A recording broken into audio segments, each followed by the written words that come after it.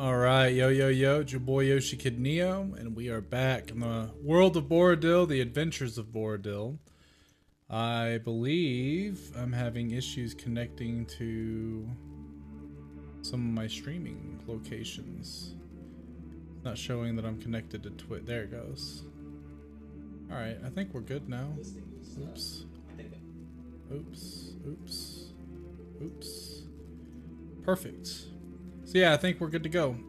So anyway, today the party will be doing some fighting with Myconids, but then realizing the Myconids are actually peaceful and they don't want to fight. They're just, protecting their own, because that's what Myconids do.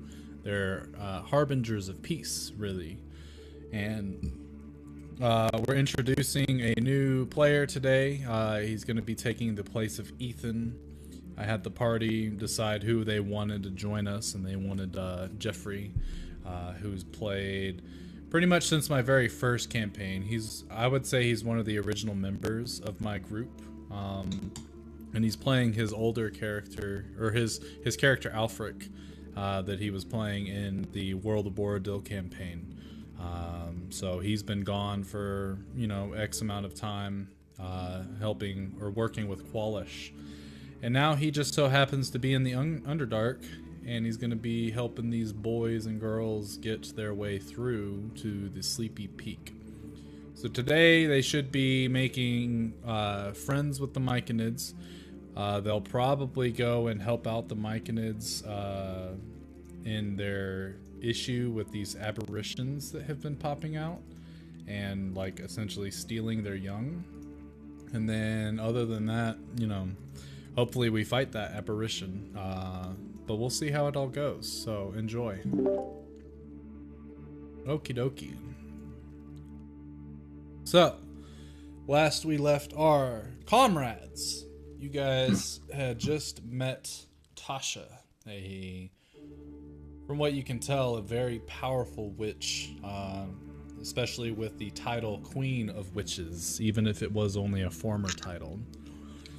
She enjoyed your conversation, she enjoyed your stories that you had told her, and she ended up having you guys come with her to this meeting of criminal overlords, and ended up using you guys kind of, as Joe had put it last time, as a bargaining chip. If anything is to happen to you guys, then her mother is going to assume that it had something to do with the criminals, and they're gonna come in, and then she's gonna come in and whoop ass. And if anything happens to Tasha, same thing's gonna happen. So you guys are like her extra way of getting what she wanted. And what she wanted was a meeting with the demon lords that are still out and about in the world. Then she promptly teleported out of there, and Medal Gin came down moments later and started to guide you guys to your destination, which is the Sleepy Peak. So Jeffrey, for your background information, just actually the party can tell you. I forgot that I was going to have the party RP what it is that they're doing instead of me telling you.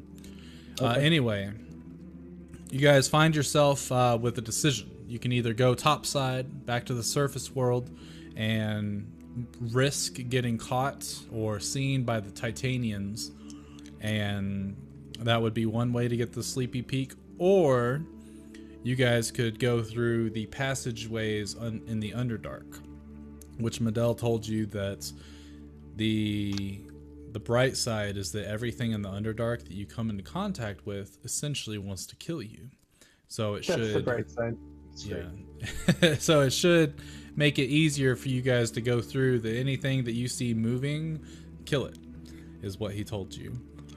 And you guys did decide that that was probably the easiest route, especially because you guys have the Titania's Most Wanted with you, aka Zuka, aka King Rakim, aka Brewmaster Jones. What other titles do we got for him, Gerald?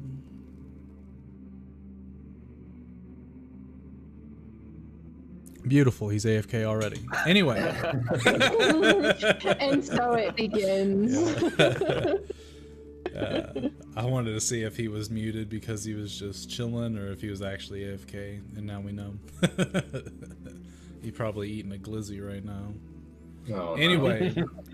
I still don't think I know what that means. It's a It hot dog. means exactly what you think it means. Oh, boy. Or no one knows what it means. That's why It's provocative. provocative. Yeah. But it's keep provocative. going. So anyway, you guys started your journey, and after a few hours of walking through the caverns of the Underdark, you ended up coming to a halt as Medell Gin was able to see or hear something in the distance. You guys made your way, or made some sort of distraction. These creatures started running towards that distraction, and you guys found or followed Medell into this sort of crevice and started moving through it. Thanks to Angelica being undead and not having any sort of like heat signature, the creatures, when they came to this little hole in the wall and looked through, all they could see was Angelica's outline, the silhouette of her body, but they couldn't see any type of light or warmth, rather, with their infrared vision. So they proceeded to move on. When you guys got to the other side, you came into this sort of, what is it called? This sort of mushroom illuminated cavern. And Medell Gin warned you guys that the mushrooms are pretty volatile and they give off spores. Sometimes they can be poisonous to those that are organic, such as everybody but him and Angelica currently. So you guys started to make your way through as carefully as possible. We then had everybody roll, I believe it was athletics checks. And unfortunately, our good friend Maeve failed hers and ended up kicking one of these. And Yo, it what just up? so happened after she rolled a D100 that she rolled a 9, which activated these red spores popping in from where she had kicked. And a tiny little mushroom person appeared at her feet and shot out these spores that are this red color. And as it started to attempt to like stand up and start running away, you saw that a lot of the other mushrooms started to come to life and started to move towards you guys aggressively, as if they're here to protect the little mushroom dude. And that is where we will be beginning tonight's session.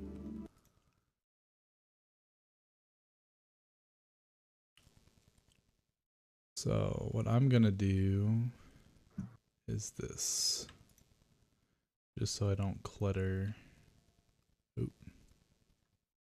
Damn it. Boom.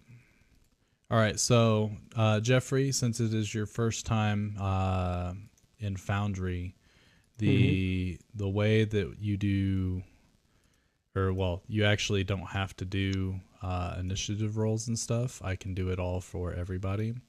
I put everyone in a combat state, and if you look in the top right where the like chat box and stuff is, there's this I guess these two scimitars that are crossed.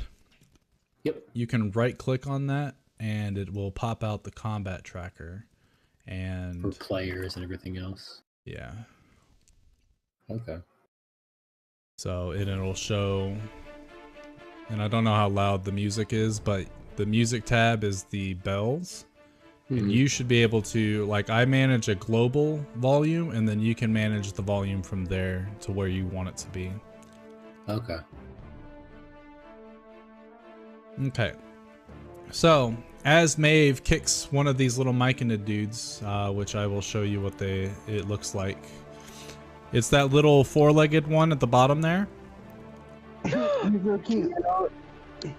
So Maeve, you accidentally kicked one of those in the face and dealt 2 damage to it, and it shot out these red spores. As that happened, you saw a chain reaction of red spores being shot out by other mushrooms in the vicinity. Some of those mushrooms, you know, kind of just sit there, kind of like foliage from the surface world, but others came to life, much like this little sproutling did, and started to move towards you guys. You should be able to see somewhat. Alfric, unless you light a torch, you don't have dark visions, you can't see shit. Pretty much, but you should be able to see where your token is on the map. It's like sort of in the top middle.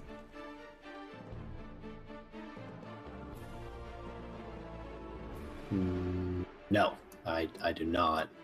Here, I'll do this real quick so that you know where he's at. I'll give you a torch. Yeah, I'm zooming out and stuff. I don't. For some reason, my music is overlapping.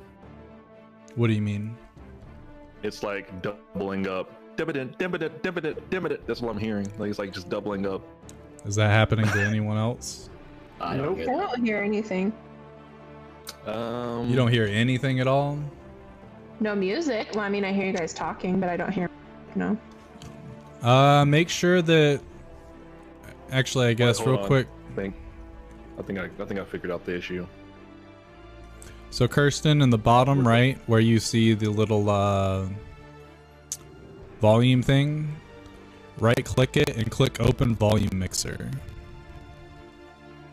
On my computer, or? Correct. Yeah, on your computer. Okay. So from there, you should see a bunch of, or all of the different programs that you have open currently. And you should see Foundry. Make sure that Foundry isn't muted. Foundry's not on there. Google Chrome is. Oh, that's right. You use Google Chrome. I use Foundry. Make sure that Google Chrome isn't muted. No, it's on. Same level And as my headphones. it might be muted then on the site itself, like the site settings. I haven't. Were you muted them hearing? before. Were you hearing the first bit of music when the before session started? No, I don't think I've heard music from Foundry for like 3 weeks. Maybe even longer than that. Well, that's very unfortunate because It's some fine. baller ass music. Yeah, we'll have to figure bet it it out. is. It's something with your Chrome then for sure. As long as I can hear you guys, I'm fine. So. Yeah. Let me try one more thing real quick. Let me see what I want to do. All right, so go to your little Windows button and go to the settings.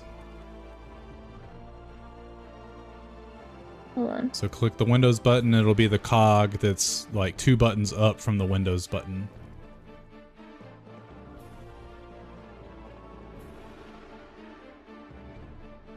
Windows. Discord. Bluetooth. Oh, you're talking about like on my actual Yeah, not on Chrome. start.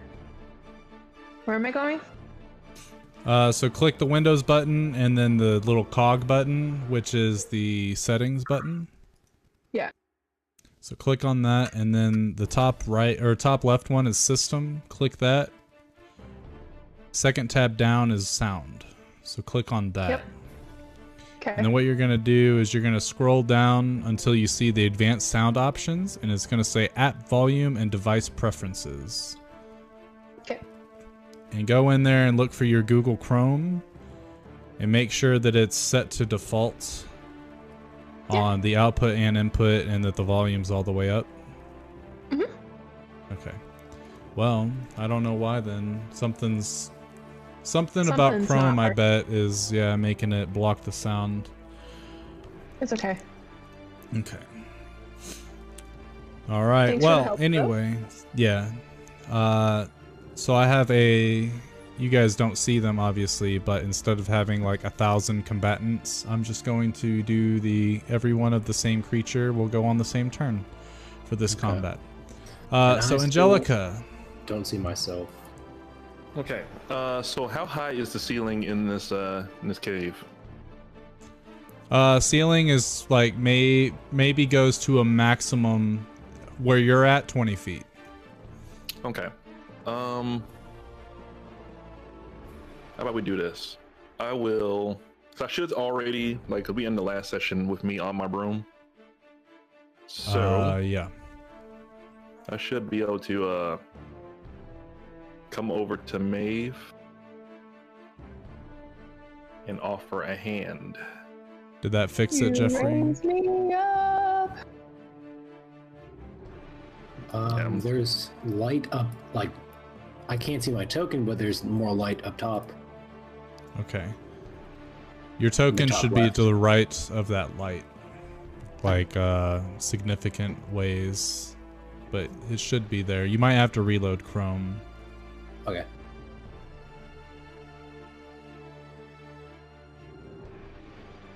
Okay, so how high are you up in the air then? Should have been like 5 feet. Okay. And I wanted to like go over to Maeve and offer a hand Okay. on the broom. That's if she wants to take it. Yeah, and I believe to allow people to go on the broom, I've said half of their movement speed and reaction to get on and out of their turn. Oh, out of turn? Okay, yeah, I totally get up Yeah. then. Yeah. Okay. And then once she jumps on, I'm fly up to 15 feet. Okay. And I should still have an action, right? Yeah, it wouldn't cost you. I'd say that's your. I'd say that grabbing somebody, getting them onto your broom is your free object interaction. And then Boom. for that person to get onto your broom is half their movement and their reaction. Cool beans. So that means I will I'll fly over here. The vision of these two. And I will go ahead and shoot my harpoon gun this feller here. All right.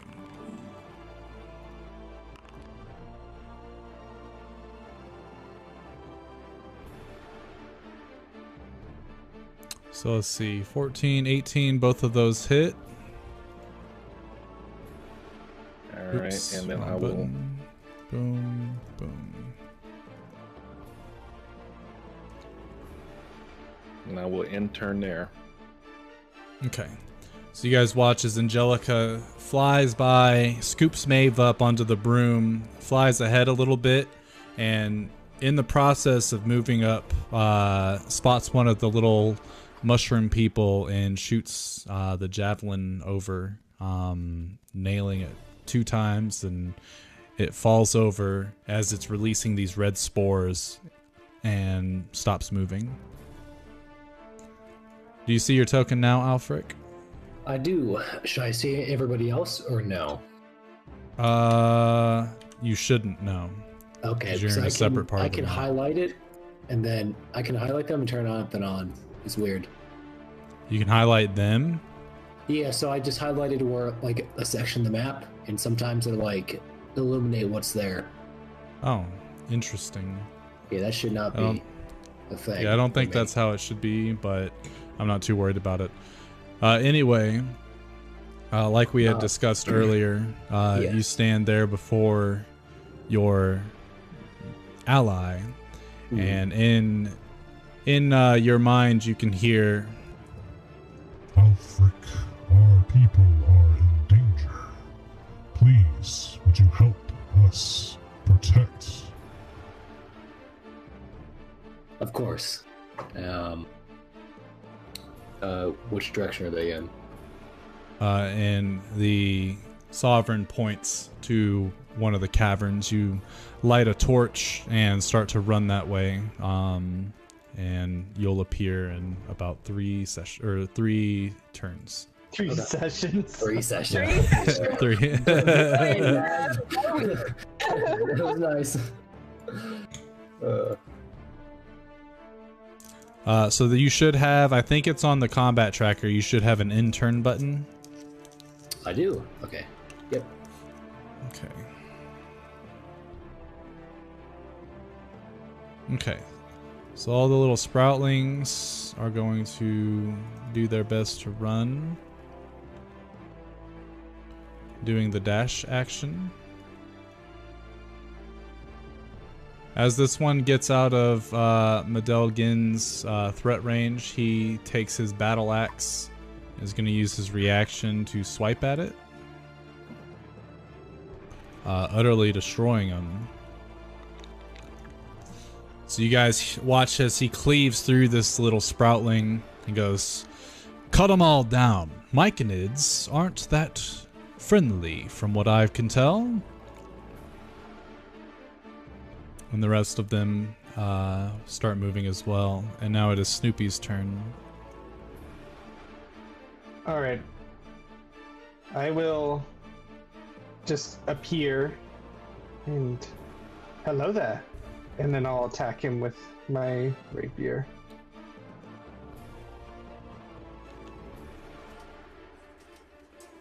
Oh, my cinnabar rapier. Ooh. God damn, man. God damn. So That needs to Snoopy, be adjusted. There should be an extra D4 in there. an extra D4. Yeah, from my feet. If I'm wielding a Go rapier ahead. with nothing else, it adds a D4. Okay, go ahead and just roll a D4 then. And I will add that here in a second. But you pop in, mattered. and the Myconid is looking up in the sky, and then all of a sudden Snoopy pops in, "Hello there," and stabs the Myconid like right in the mushroom cap. And as these red spores are coming out, you watch as they kind of like gurgle a little bit and sputter, and then the mic, as you retract your rapier, it falls over, notably dead. Before he could even say General Kenobi. General Kenobi. Oh, Let's you know what? see. Can I use my bonus action to hide? Sure. I've already used my blink movement. I can't do it. Also, I think I attacked myself.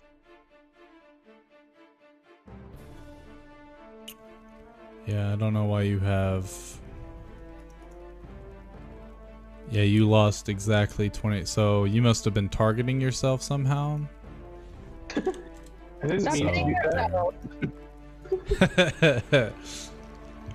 Yeah, you he's can like a hide. Pokemon. He suffered recoil. Okay. And because the Myconid's body is bigger than yours, you're essentially trying to hide behind his corpse. Okay. Yeah. All right. So in the distance, you guys see the corpses of other humanoids start to get up, and you see this one dark-skinned elf draw a short sword and start to run up.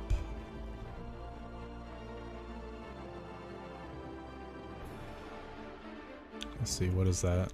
I think that's enough. Yeah.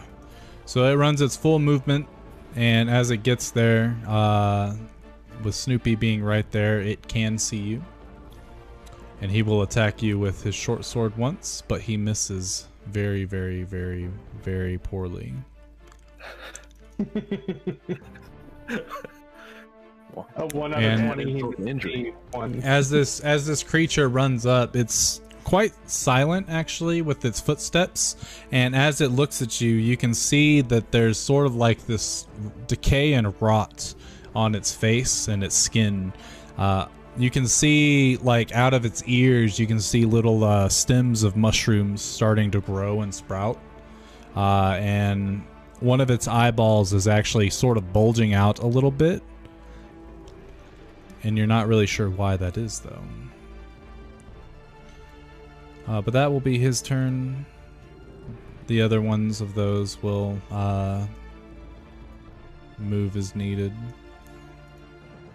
And now it is Rakim's turn.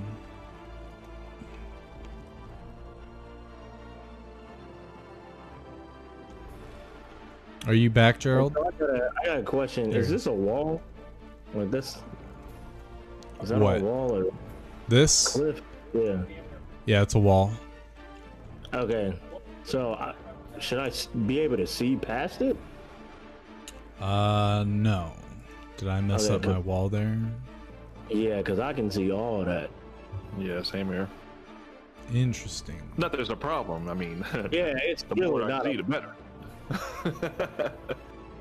Oh, I can see past it too. Well, now I can. I'm gonna go ahead and move.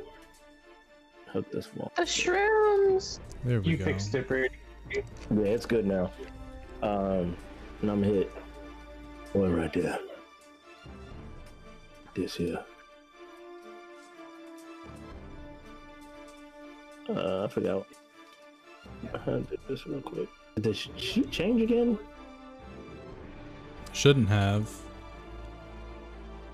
Not much anyway. I know there was a update to the D&D 5th edition system, so actually things are a little bit different, but not a whole terrible lot.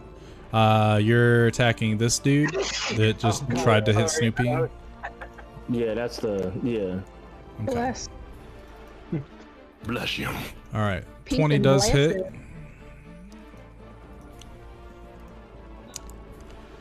So you guys watch Rakim jump into action. He takes out the Arcanist bow staff, and as he comes around this sort of like mushroom tree, he draws back on the enchanted bow staff, pulls out a magical arrow, and shoots it once, shoots it twice. I think that's actually all you need. And just as soon as it had popped into action and tried to attack Snoopy, two magical arrows penetrate the chest and one hits the neck, and the creature stares at you, Snoopy, as it slumps to the floor and essentially passes out onto the other Myconid that you had laid to waste before. Its eyes are still open and doesn't take a breath or anything. It just ceases to move.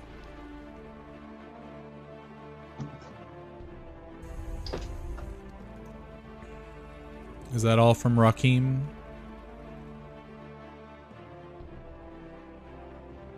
yeah, that's it for me. Okay. So that one's obviously dead, but the rest of them are not. Okay.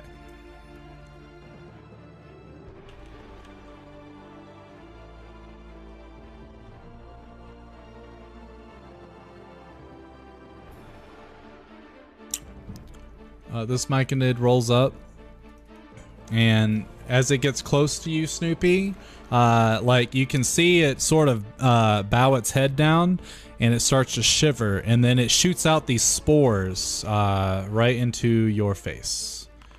So I need you to do a Constitution saving throw, please. So as these spores... Is that a pass? As the spores, which are yellow in color, they essentially just burst out of the mushroom cap and go directly into your nose hole. And as you take in a big sniff, you're kind of like, oh shit, like you just took a big hit of cocaine or something. And you are currently stunned for 1 minute. You can repeat the saving throw at the end of each of your turns, though. So I go to sneeze, and like halfway through the sneeze, I just stop moving. Yeah, you guys watch as this happens because you guys are 15 feet above, and you see Snoopy go, and right when he's about to let it out, he kind of just like falls back and is just kind of standing there blankly staring at this Myconid. The rest of them are going to be moving, and that is it. Maeve, your turn. Sweet. I am going to.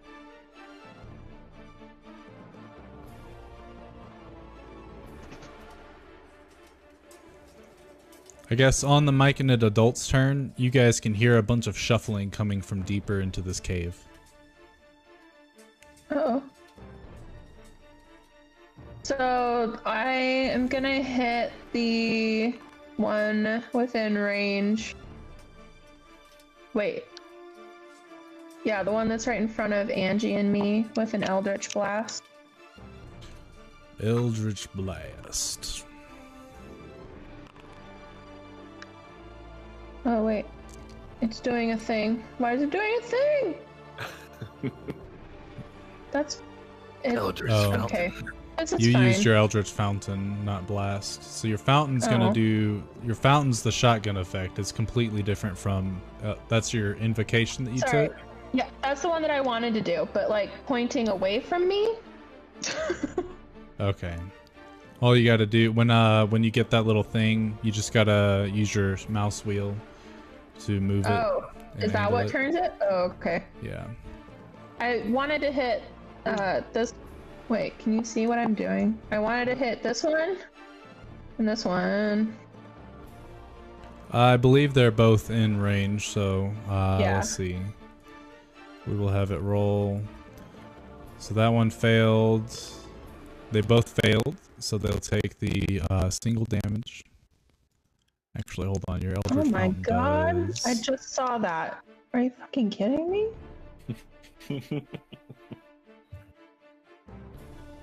Oh, never Why mind. the Your shit wouldn't Eldritch let me Fountain. roll? Your Eldritch Fountain does max damage on a hit if they fail their saving throw. Woohoo! But that's still only one. No, it's 10. Oh, max damage, as in 10? Or Yeah, 10. yeah, 10. So you Okay. watch as Maeve puts her fist by her belt, and then as she thrusts it forward, she shouts out, "Spirit shotgun!" And then a blast of eldritch energy goes through, and it completely obliterates the little sprout, and it really hurts the adult in the process. Do I actually have to say it? No, you can say whatever you want, okay. but Well, you just made me sound like a Sailor Scout, so. I guess you Which I'm haven't not seen bad. the show that I'm talking about, which is upsetting. I thought better of you. I'm not sure which one you're talking about. You watch, you hear the footsteps of a dwarf come around the corner. And much like the elf that you saw before you can tell that the skin is of a darker color. The eyes are sort of like a dim red color. Or actually, I guess because everyone's using their dark vision, they're a really like dull gray color. And he's wielding a battle axe. But he's not as quick as the elf. So he only comes up a little bit, and they are essentially, it looks like he's trying to prevent you guys from moving forward anymore.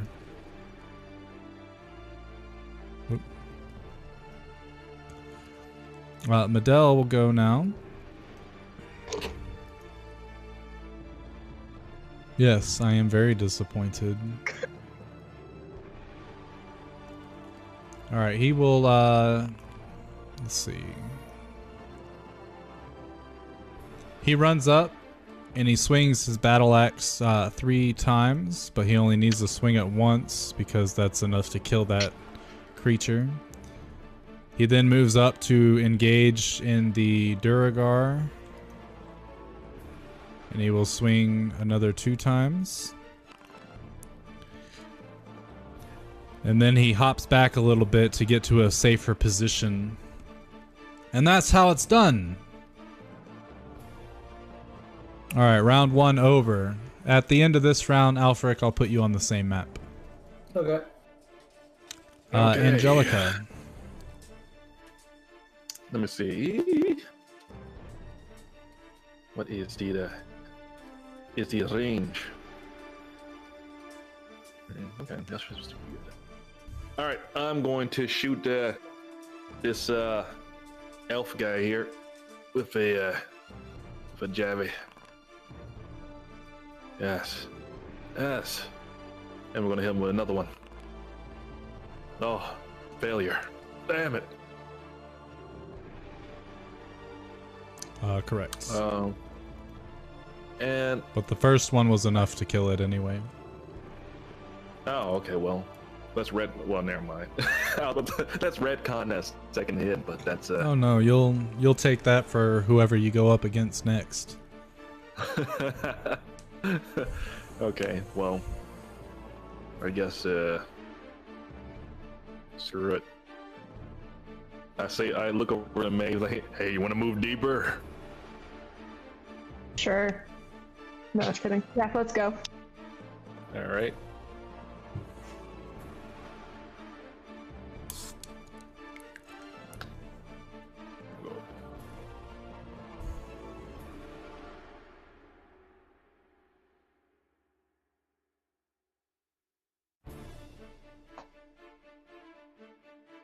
All right.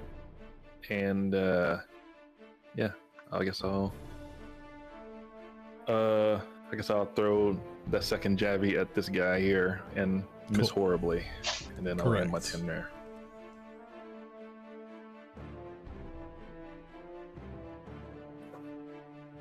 Okay. Alfric, you continue to run as fast as you can, utilizing some of your spell abilities to get you to the entrance of the tunnel a little bit faster. You can see that a lot of you're starting to see the chain reaction of red spores come through the tunnel. It essentially goes off. Some of the spores hit some of the, I guess, unchanged mushrooms, and then they shiver and explode in these red spores, and it's happening all throughout the cavern. And as you run through it, you can hear the voices of the Myconids calling in your brain, "Help us! They kill us!" Okay. Do I need to expend any spell slots or anything, like you said? Or... Nah. Okay. Well, I start running. The sprouts begin to retreat even more. Snoopy is currently stunned, so you can roll a Constitution saving throw to try to get out of it at the end of your turn. And you are no longer stunned. Yay! All right, that's it, right? Yeah. Let's see. These creatures run up, seeing that they can't get to you guys on your magical broomstick. And you see as their bodies... Maeve, you specifically know the elves are a little more agile and not as clumsy as these creatures. These creatures seem to be stumbling over tiny rocks and things that are in their way, almost falling over completely. It's as if they're essentially being, or not like of life, that they once were. There's something weird about these elves. That's all they got. And then it is Rakim's turn.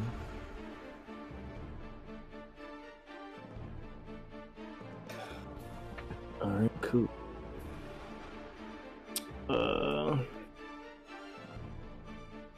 I'm gonna... I guess move right here.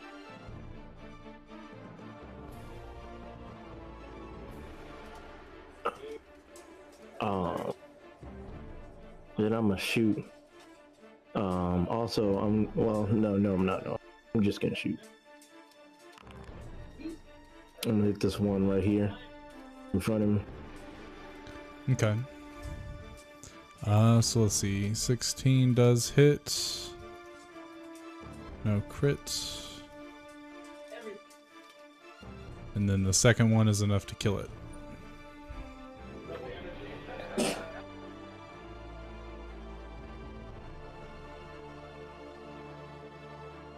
Cat is so needy.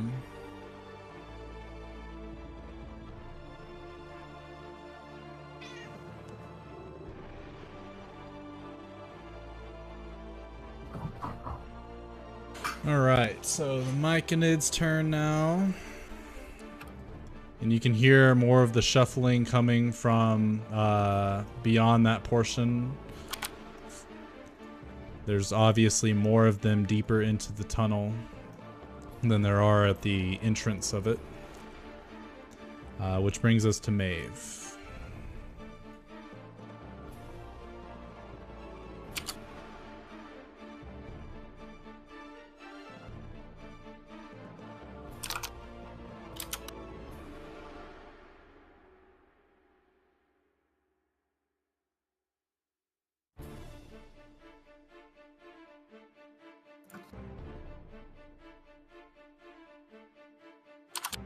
I start It blasting! is fire on all cylinders.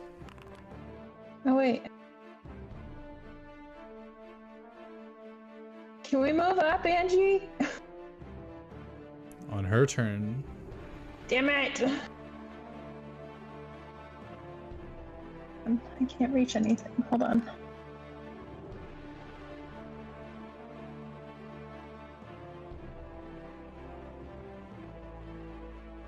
Okay. I mean, you can if you don't use the Eldritch Fountain, Fountain. but I'll just use Eldritch Blast. I'll hit the one that's directly in front of me. Okay. 19 does hit. And as your Eldritch Blast makes contact with its chest, you notice that there's this sort of like bunch of dust or something that repels off of its chest, almost as if you've disturbed some sort of like plant that was buried in the dirt. Okay. Oh wait, I did Yeah, my you're supposed turn. to shoot it. You're supposed to shoot Eldritch Blast twice. Oh yeah, because it's not the cone. Sorry, one sec.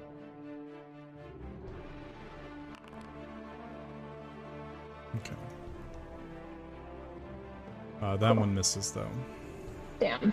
And then I also wanted to do my bonus action Doomsayer on the roll in front of me, or I mean on the thing in front of, or actually, no, I'll do it on the last drow. Okay. What? 3d6. Okay. And now that's the end of my turn. Okay. Alright, so these dwarves start to run up. They don't have any means of getting you guys up in the air though. But they, much like the elves, are very clumsy in their movements, almost toppling over just by running on the flat ground. And then we get to Medelgin. He's gonna run up to this drow here, and he's gonna swing once, kill him. He's gonna get this Duragar, swing once, swing with his third attack, and then retreat. You guys watch as he goes through, gracefully slicing through these elf and dwarven-like creatures with ease with his battle axe. And as he cuts through them, they just fall as they have essentially had their life force spent. Eyes are remained open, almost as if death hasn't really changed anything in these creatures' forms. And he turns back to the rest of you and he shouts, "See, Myconids will take over their bodies, use them against us. Dreadful creatures they are." Top of this round, Jeffrey, You pop into the same location that they are, and you can see sort of in the distance, you should see, because of the radiation or the colors that are radiating from some of the mushrooms off in the distance, you can see that over here is where a majority of the combat is taking place. Okay. Do I have any more movement speed now or no? It's not your turn. Oh, sorry. You're right. You're good. It is Angelica's turn. See. All right. I will. This guy right here.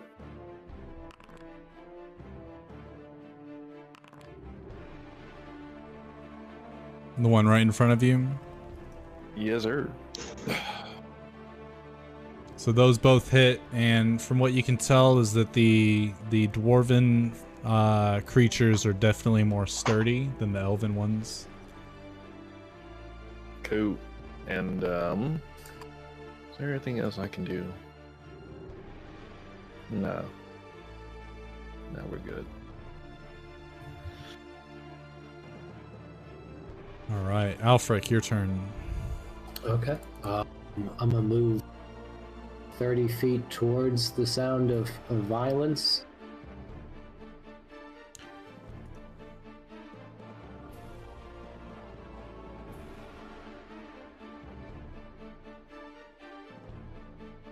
And that's about all I can do.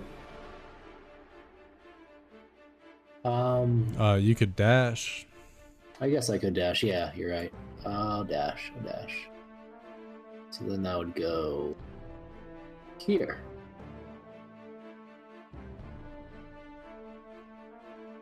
Okay.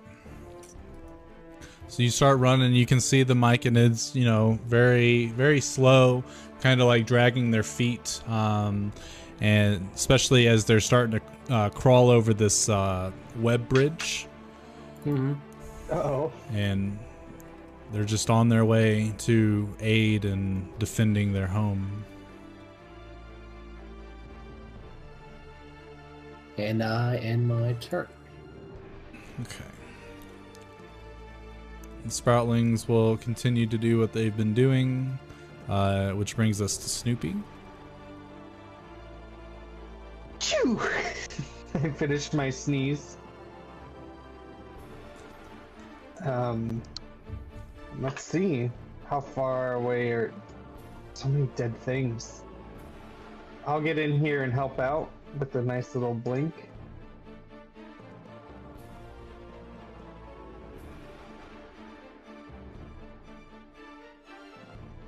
I'll take Ace out near death. I'll attack this guy here.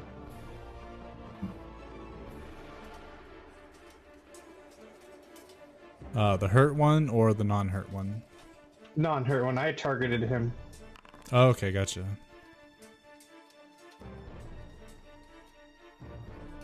And then... Oh, didn't matter. Excellent work. And then I will use my... can I draw my puppy dagger and slash at the other guy? Sure. I guess if I hit, it's only a D4. Watch, this is when you crit. Watch and learn.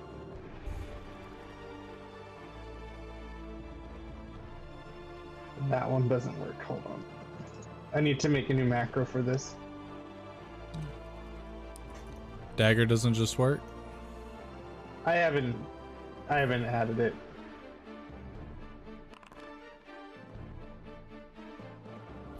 That does hit, and I don't know why it doesn't roll. That's my fault. I'll get it set up. Okay. All right.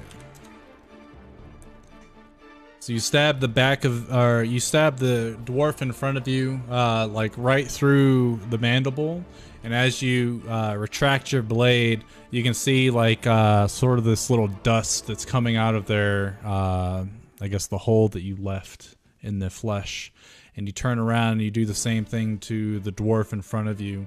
You cut it right into its calf, which makes its knee kind of buckle a little bit, but it doesn't seem to be yielding to the pain.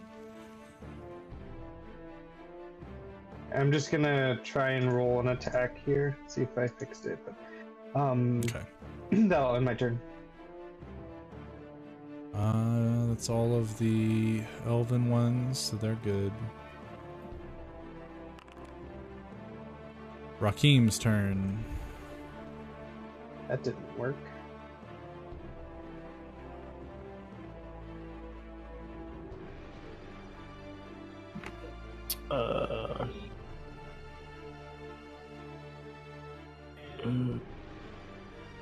God damn it.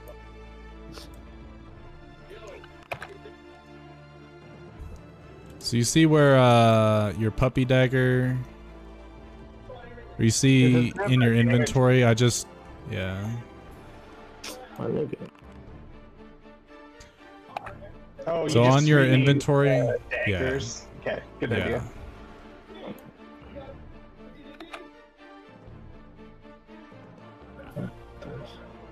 Probably smartest idea there. Cool.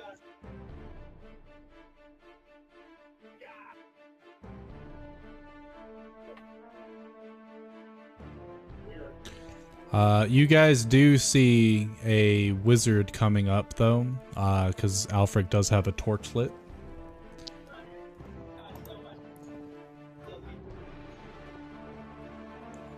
Yeah, you guys do see him. over here. Surrounded by Myconids.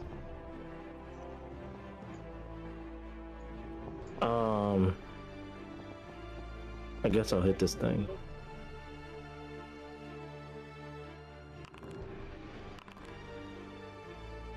Miss and then a hit, which is enough to kill it.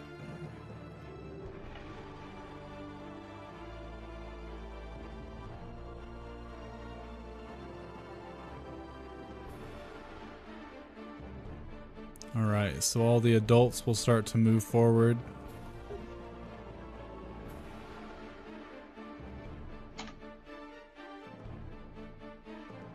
Which brings us to Maeve's turn. Okay, so just to be clear, they're all running away from us, right? The tiny ones are. The big ones are running towards you. Oh, okay. In that case, the one that just ran up here, I shall Eldritch Blast it. Okay. Both of those do hit. And then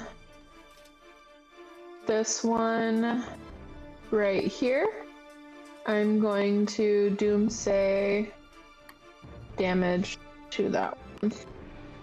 Oh, whoops. Well, it looks like I'm doing it in two rolls. What the heck? I guess one more. Already. 4 damage. Okay. If he gets hit. So. I believe they're all dead as well. Let's see. He'll go over here and he will just swing twice, and then after the when he goes in for the third cut, he just puts his axe above his shoulder like he's about to chop down a tree.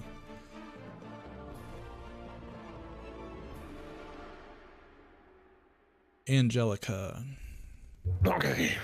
Alright. I guess I will. We're gonna move. Let's move over here. And I will shoot some more harpoon / jabbies at this one that's near death. That does it. And then we're going to shoot a second one at this uninjured one. How many javelins did you have on you, though? 6? Mm-hmm. No, you got 10. You got 10 of them. I believe that's your last one. All right. And then we use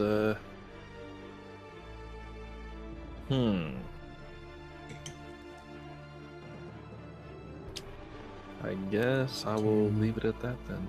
Well, yeah, we'll leave it at that. All right, Alfric, you're up.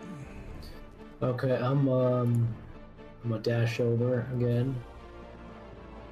Right around here.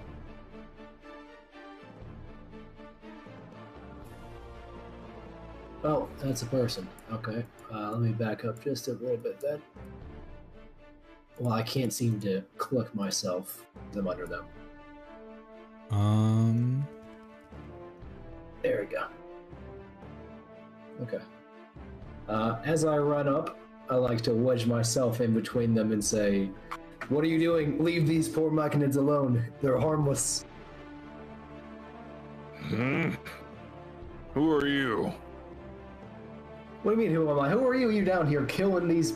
I've been living here for a little while now, just researching, and you come down here like causing a ruckus. They're harmless. Like, what are you doing? And that is as much as Alfred can say, but the rest of you can chime in, of course. Rakim says, Alfred? I look over. Zuka? What are you doing here? The Myconids in your head ask you, Alfric, enemies still? No. Friend. Misunderstanding. I think back to and you see all of the Myconids kind of like look around at each other, and they have their fist up ready to go, and they drop them to their side and kind of just stand up straight in a non-threatening way. What does Snoopy, Rakim, and Maeve do on their turn? Do you guys want to attack them still? Because you guys don't know Alfric.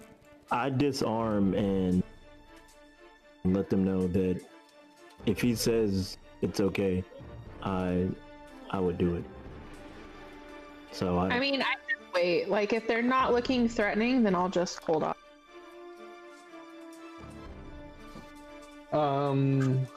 Yeah, I'll like just be ready. I'm not so sure yet. Well, as you guys kind of just stand there, and Medell Gin runs up, and he will attack Alfric. You're trying to persuade them. What? What? No. How's this? Okay, what are you doing? You're rolling against me? Is that what's happening? Yep. Okay. And he makes 3 attacks against you with his battle axe. Could I do a shield? Yeah. Yeah, okay. Let me Good choice. figure out how I do this again. So you'll go to your spell book, and you'll go to the spell shield, and when you cast it so you can actually do this one of 2 ways. You can either open your character sheet and go to your spell book and cast it. Whenever you hover over the word shield, on the left side, the picture should change to a dice, and you can roll that, and it should tell you that you can consume the spell slot, and that would be correct. Okay. Does it automatically consume it for me? Yeah, it'll consume the spell slot, it'll cast it, and then we just have to remember what it does. The other way you can do it is when you have your token selected, in the top left, under spells, you'll see every spell that you have available to cast right now, so you can do that. Let's see. I believe your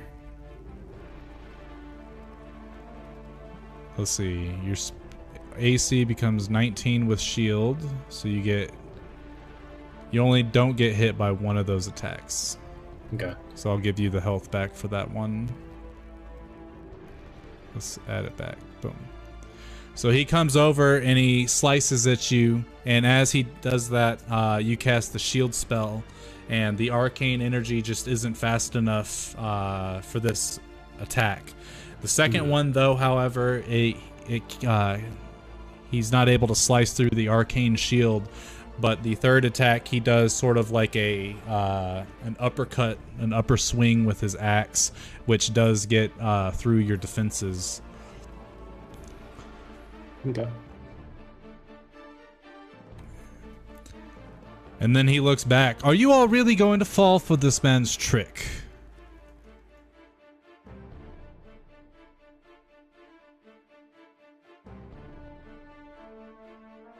He's talking to the party. They're retreating. They're not even fighting us anymore. So why bother attacking? He holds his axe up at the ready. Speak your will, wizard.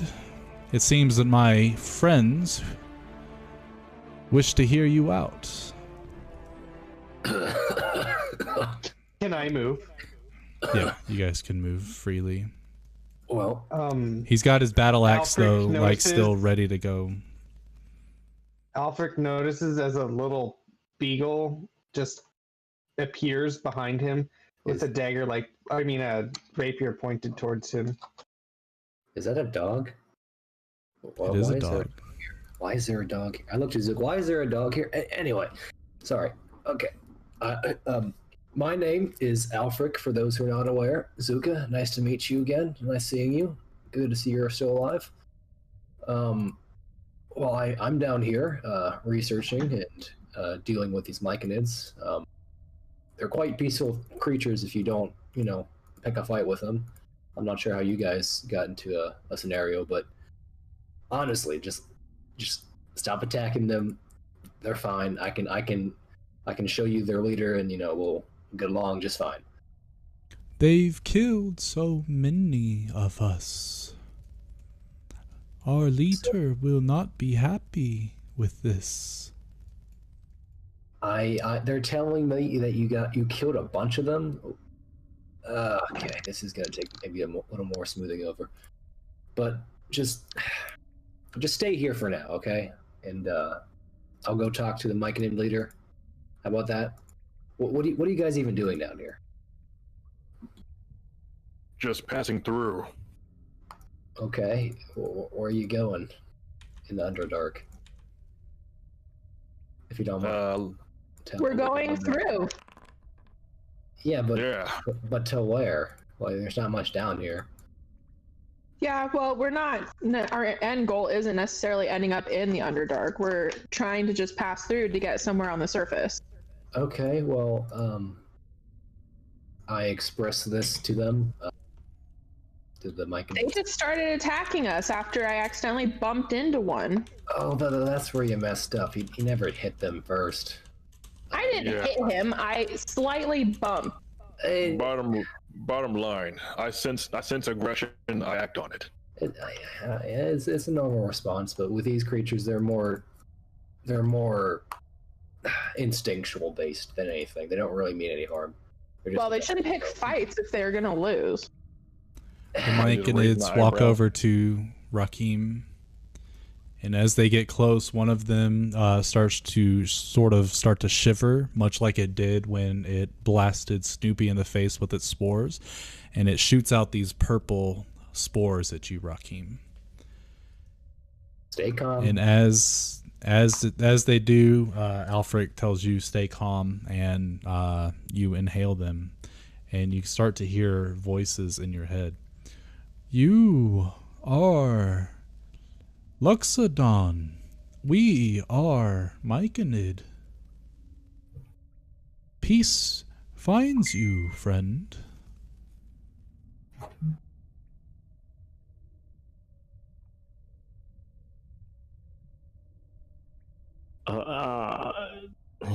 Rakim's definitely confused.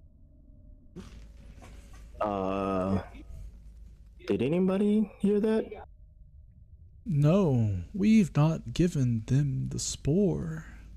We do not have normal functions like you. We have to use the spore. The spores connect our minds together.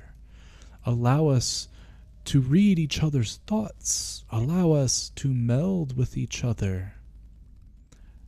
To form a bond unlike those that you form on the surface.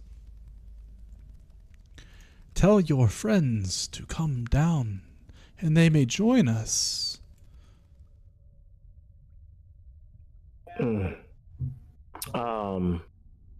I tell the rest of them, this is the only way we can communicate with them. So, Well, seeing as you can already communicate with them, I think I'm good. I go up to Maeve and just like put my hand on her shoulder. Well, we're still super high up. Yeah, in the air. they're How 15 you feet in doing the that? air. We're in the air, friend. All right. I descend to the ground level real quick and let Maeve off. I don't want to get off. So I now put my hand on Angelica's shoulder and my hand on Maeve's shoulder, and I tell them, trust the spore, believe in the spore. That's definitely not trust it. As I'm saying, my eyes are wide, and then I also like a noise like that. As he says that, Angelica is like has an eye like a people's eyebrow raised up and like just squinting, and looks at Maeve. I also I'm good. Alfred, and extend a hand out to him and say, friend, how have you been? Where have you been? I let them know that I trust him. He's good. The Myconids, before you begin, Alfred, gather around Angelica, Snoopy, and Maeve, and they all shudder and let out this big explosion of these purple spores. And As that happened, Angelica accidentally breathes in. You said, and as Angelica does that, she doesn't feel this telepathic connection. Medelgin opens up his arm and puts his battle axe back in it for storage and looks at you. You said you're undead, correct? Si, senor. Unfortunately, their spores won't work on you, nor will they work on myself. And I put a hand on Maeve's shoulder. Like, it looks like you're translating for me, miss. And if your friend here, and he looks towards Alfric, the smooth skin, is telling the truth, then maybe Maeve and Snoopy, as well as Rakim, can guarantee our safety, since we're kind of left in the dark here. You know, Rakim could have just translated for all of us. Or it's Mike a matter and of Ed. you don't like doing them. You don't like feeling them in your head. No, I don't want anyone in my head.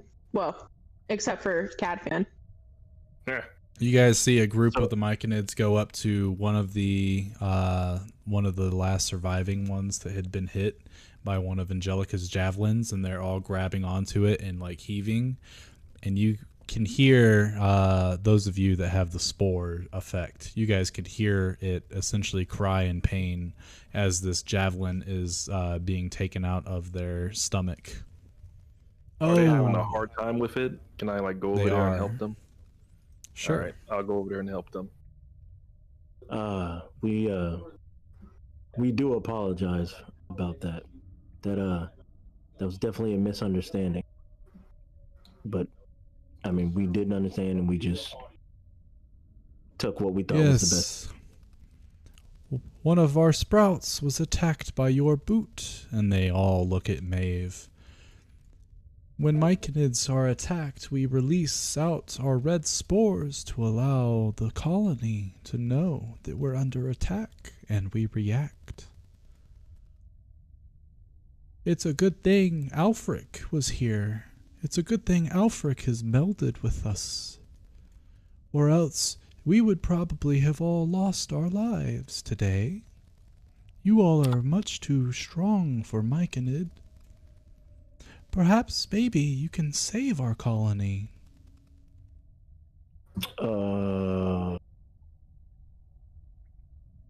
We will show you to Sovereign.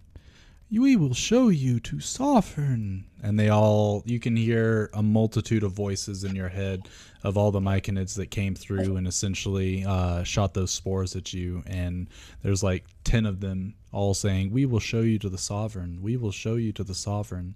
And they all start to walk towards the back part of the cavern.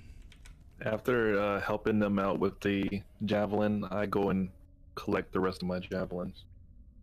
Okay. I mean, is that the way we're supposed to go? Like, I think we should just leave now that we're done.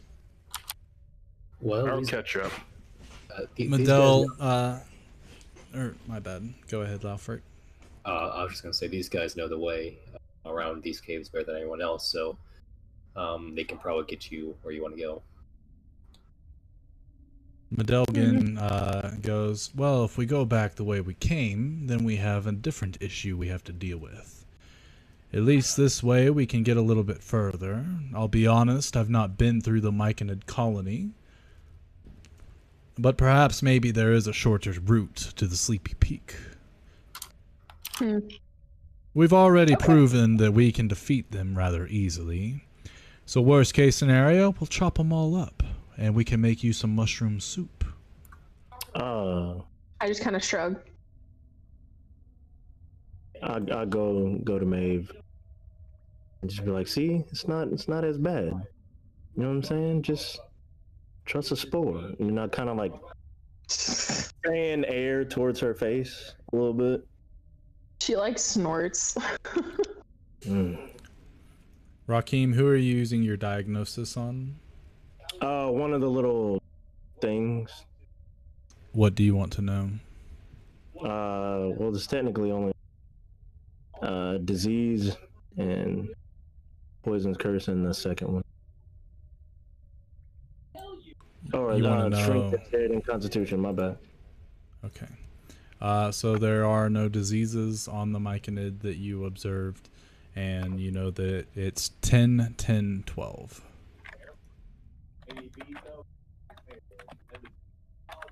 The Sovereign, the Sovereign. How do you spell them? Actually, hold on, I'll just scroll up. Where did you take it out? Oh, there it is. Thank you. So as you guys kind of start following like the group of Myconids. One better than a commoner. I know, right? You watch as there's this like to the right of you guys. I'll move you guys a little bit so you can actually see it. There's this web bridge that they have, and there's 4 of them stationed at each corner of it currently. And after you guys cross it, well, actually, I guess, do you guys start following them? That was my next question. Yeah, I want to get on my flying carpet. I don't trust that bridge. Yeah, I get on my back of my broom. Okay. I say, hop on, whoever wants to. I hop up One there. of the Myconids hops on as well. Myconid never fly before. Well, you're gonna enjoy this, buddy. Can we meld in the air too? No. Perhaps we'll change your mind with the Sovereign. I'll let Cadfan eat you. Just So as you guys start to follow the group of Myconids as they start heading deeper into the cavern, a majority of these Myconids stay on this side of the bridge that you guys have your tokens on currently, and they go down and they essentially after you guys cross the web bridge, they cut the cords and make it fall, and then they go and root themselves back in the soil as they were before they had been disturbed. You guys then go through a series of caverns that some of them open up into bigger chambers that have like an underground lake. In one of them, there's an underground river that flows through some of these. And after about 5 minutes of traveling through these caverns, you finally get to the sort of like the central grove that's got, you can't actually, because of your dark vision, you can't see as much, but you can see a faint illumination of the cavern ceilings and walls because of all of the bioluminescence of the mushrooms. And I will bring you guys to the scene of what you see. The ceiling seems to be roughly maybe 100 feet tall. The boundaries are probably just about the same as that, if not more. And it's just fungal patch after fungal patch with these small little trails in between them all that lead to this giant mushroom in the middle that's probably about 50 feet tall. And you just see all these different colors, purples, greens, blues, some reds and yellows, all just essentially glowing, bringing a vibrant light to this place. Grays As you and guys, grays and grays. As you guys start to get closer to the giant mushroom, the Myconids, the Sovereign will see you. The Sovereign will see you. Holy fuck. The Sovereign is the giant one on the left there. And as you guys get within 30 feet of the giant mushroom, in front of it, you see this really large Myconid, and it turns around and it starts to walk up towards you guys, and its whole body starts to shudder, and it shoots off its purple spores at you again. Everyone stay. To our colony. It saddens me that you took so many of our Myconids with no act of transgression, but I'm sure you had your reasons. Perhaps maybe we can make peace, as obviously you may not have the numbers in your favor, but you have the strength.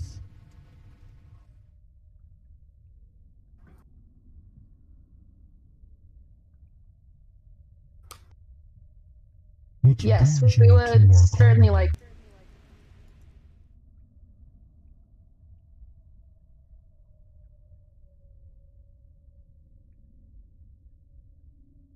Angelica and Medell just kind of sit there and like shrug, and they're like, I don't know what's going on. Yeah, that's exactly what I was like. Yeah, well. Oh, I whisper over to her. He said that we may not have the numbers, but we have the strength, and he wants peace between us. And he's sad that we killed a bunch of them. Pretty much what the other Myconids said. Oh, well, do apologize for the misunderstanding.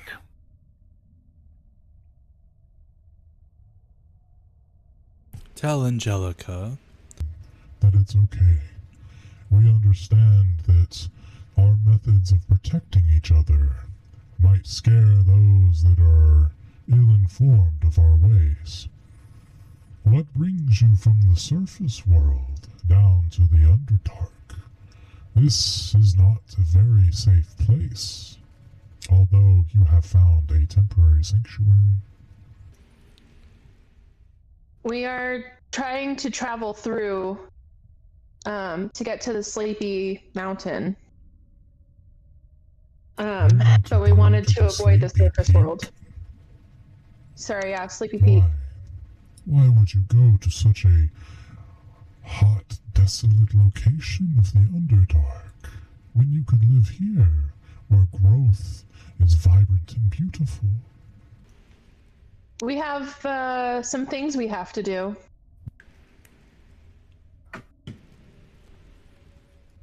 And it's vital to helping many people. You say that you helped many people. Perhaps maybe you can help the Myconid too? Possibly. Alfric has has agreed to help Myconid, but Alfric is not strong on his own. Alfric needs a group to help with this task. Perhaps, maybe you all could, and we could reward each of you. What's this task that he's been given? Alfric is searching for something. And in order for Alfric to find it, he must first get rid of creatures that steal our young away from us. If you were to help Alfric, we could show you an easy way to the Sleepy Peak. Angie, they said that Alfric has a task of eliminating something that's attacking their young, and they'll help us with an easier way to get to the Sleepy Peak. It's always something. I turn towards Alfred. What is it that you told him that you'll kill? Well, I haven't seen it myself, but they're expressing that something's killing their young, and I can't do it alone. There's too many of them, and I didn't really get a great look at them. I turn to the mushroom man, and I ask him, what's attacking your young? The Underdark is not a place that has your normal bouts of creatures to it. There are many strange oddities that live within the Underdark. But the creatures that attack us, the creatures that steal our young, are not of this world, I believe. They lurk in the waterfalls, turning its water into acid. They bring our young and drown them within it, and feast on the nutrients. We've never seen these creatures before. We do not know what they want. And you have someone that can lead the way for us to this waterfall where they're taking your young? We certainly can. We will show you how to get there, but we dare not go out of our colony. We understand. Would it be possible for us to be able to take a little bit of a rest and have Alfric heal up a little bit before we head out to the waterfall? Sure. We, in fact, can show you where it is that they are attacking, and you can rest there. We can meld together, too. I think I'm good. Thanks, though. I appreciate the offer. Melding is the Myconid way. It is a true symbol of friendship. You can meld with Rakeem here. He would love. I turn towards Maeve and say, "Are you just gonna disrespect the leader of the colony here? You have to first, do that." Rakeem. They didn't ask me. You first, Rakeem. You asked twice now. I don't know what's going on, but you first, Markeem. You still continue to disrespect after you've been asked twice. The thing I don't think they can ask Angie because the spores don't work on her. Yeah, see? They asked you specifically twice, Maeve. Yeah, and I'm gonna pass. I only meld with my goddesses and Cadfan. That's pretty much it. This whole sharing a mind thing with other people is out of my comfort zone. You don't know what melding is. You should ask that first. Create whatever judgment you have after that. There's no judgment. They can meld with whoever they want to. I just choose not to. You're the chosen one. And I look toward the whatever this thing is. I call them mushrooms. I say she doesn't know the air. This melding sounds like something you would really like to do with her specifically. So if you could just inform her what it is, and then she said she would be more inclined to possibly do it. Of course, melding is the act of us combining our conscience together to forming a broadened experience between Myconid and you. Our thoughts interlace with one another. They become a single thought. You hear that? That's so basically the sharing of information. So That's a no for me, dog. Why are you withholding information from them? I'm not withholding shit. There's something that My apologies, sir, but I'll do it. I don't think my patron would be incredibly happy about that. So I'll do it. unfortunately, I am unable to. I'll do it. Do I notice the dog speaking? Yes. I'll do it. I'm very. I nudge Azuka. Like trying to get people's attention. I'll do it. I'll do it. I nudge Zuka and ask, why is the dog speaking? I turned. I turned towards Snoopy. Hey, stop that!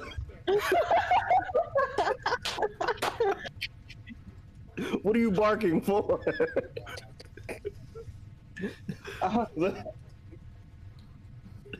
I stop and I sit.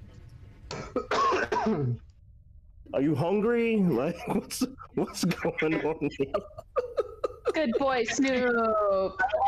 Get him, and Zuko, you can probably tell that I smirk, but Alfred probably doesn't catch on. And I go, hungry. I need food. I turn towards Alfred. Alfred, you got anything to eat? Do I understand the dog? Like, is it just barking, or is? No, he's speaking common. Oh, he is? Okay. I got some berries. I guess. Does the dog do you eat berries? I know he likes fish. I don't have any of that. He prefers meat. I cast a good berry, and then I give everybody some berries. If they want. Hey, he actually likes human flesh. You know, you happen to have any of that? Not that I'm willing to give up or part with. I'll take a berry.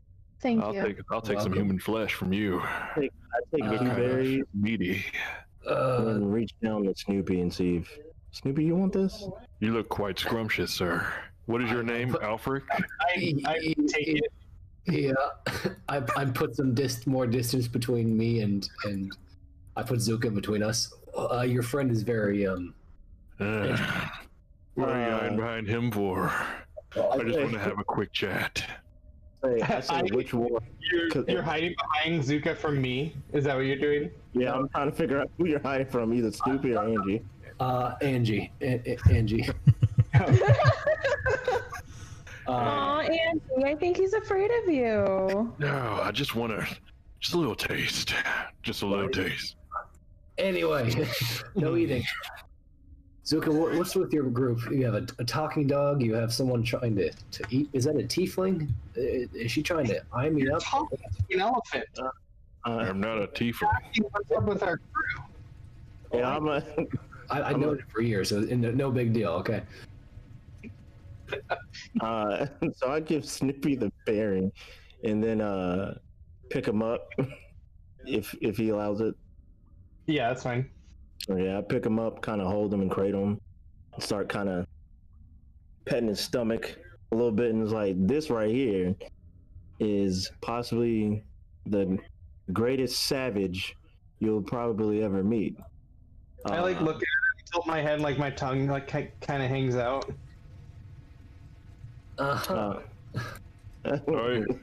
Tell Snoopy, don't. What do you mean? Say hello to Alfred. He's cool. Hi, Alfred. Hi, talking dog. It's Snoopy. Snoopy. Hi.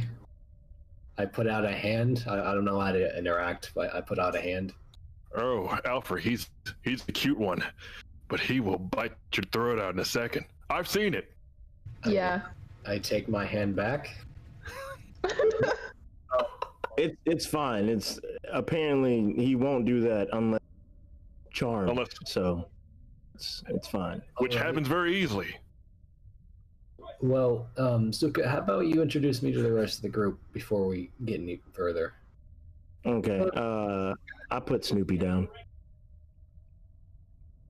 and then I go up to Maeve, and it's like, "This is Maeve.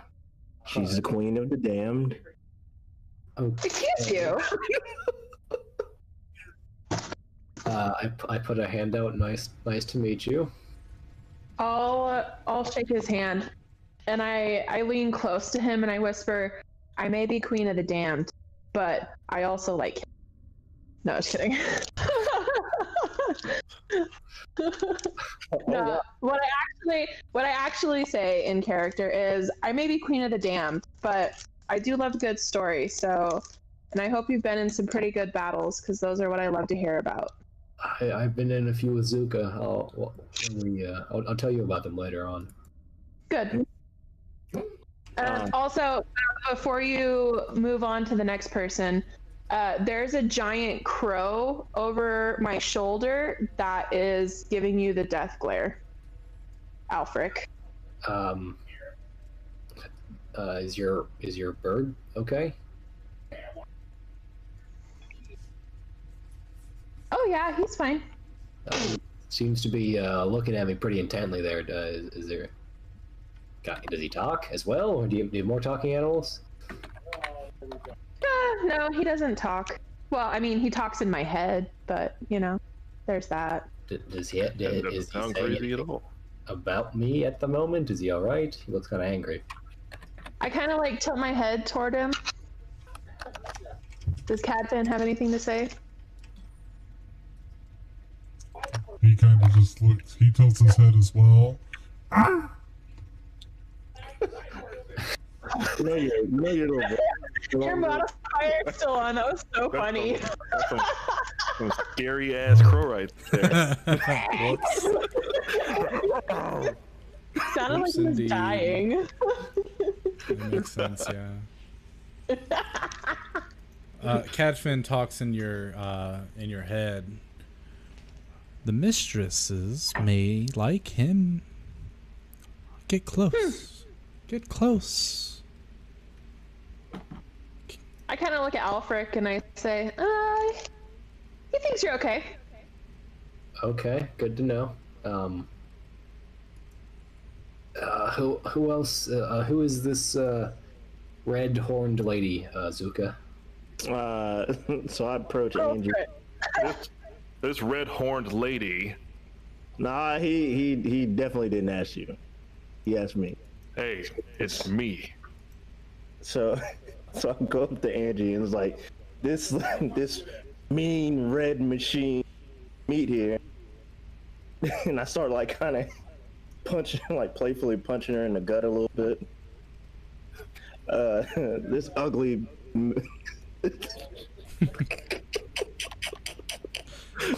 I can't even do it. This is Angie. Hi, Angie.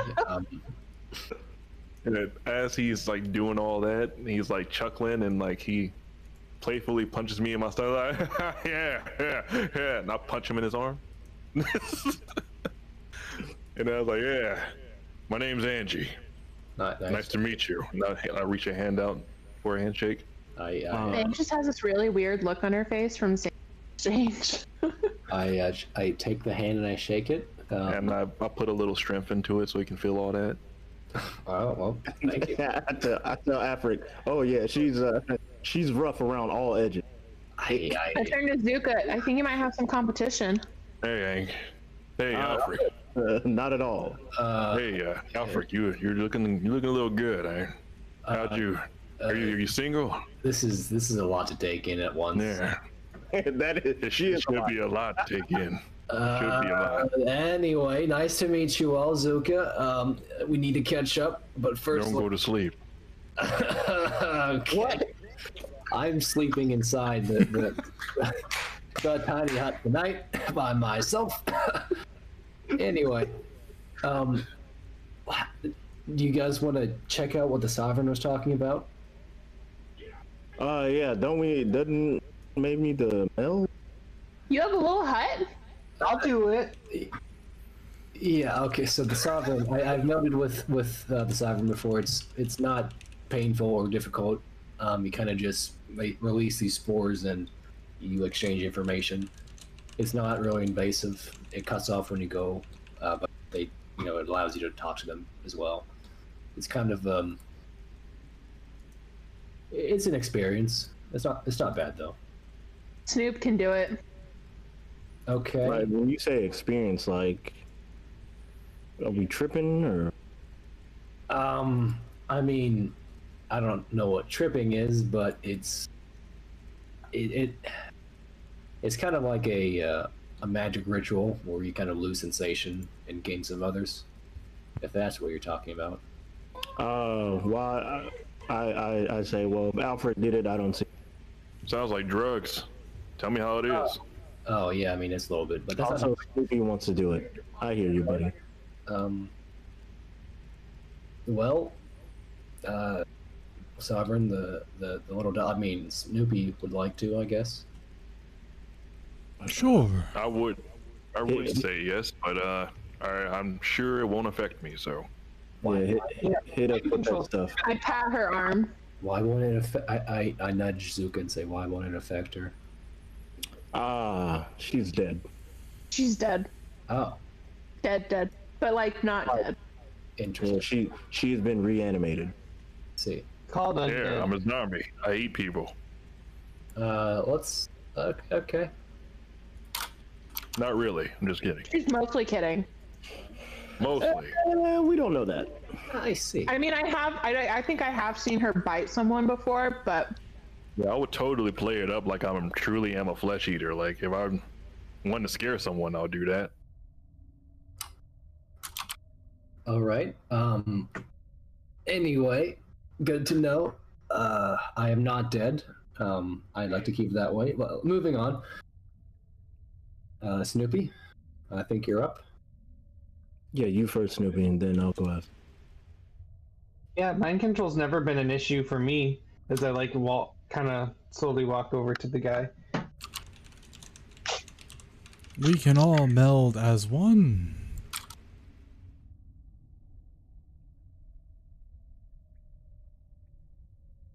Gather around, and you watch as a bunch of other Myconids start to uproot from the various locations that are around the giant mushroom, and they start coming together. And as they get closer, there's essentially like 50 Myconids at this point that are surrounding you guys and the Sovereign. And you watch as the Sovereign starts to shiver, and then he shoots out these blue spores, and all the other Myconids shoot out these blue spores. And as all of the spores are making this large cloud around you, everybody except for Angelica and Medell that are trying to resist it, give me a Constitution saving throw. If you're not trying to resist it, you will just succumb to the effect. Fail.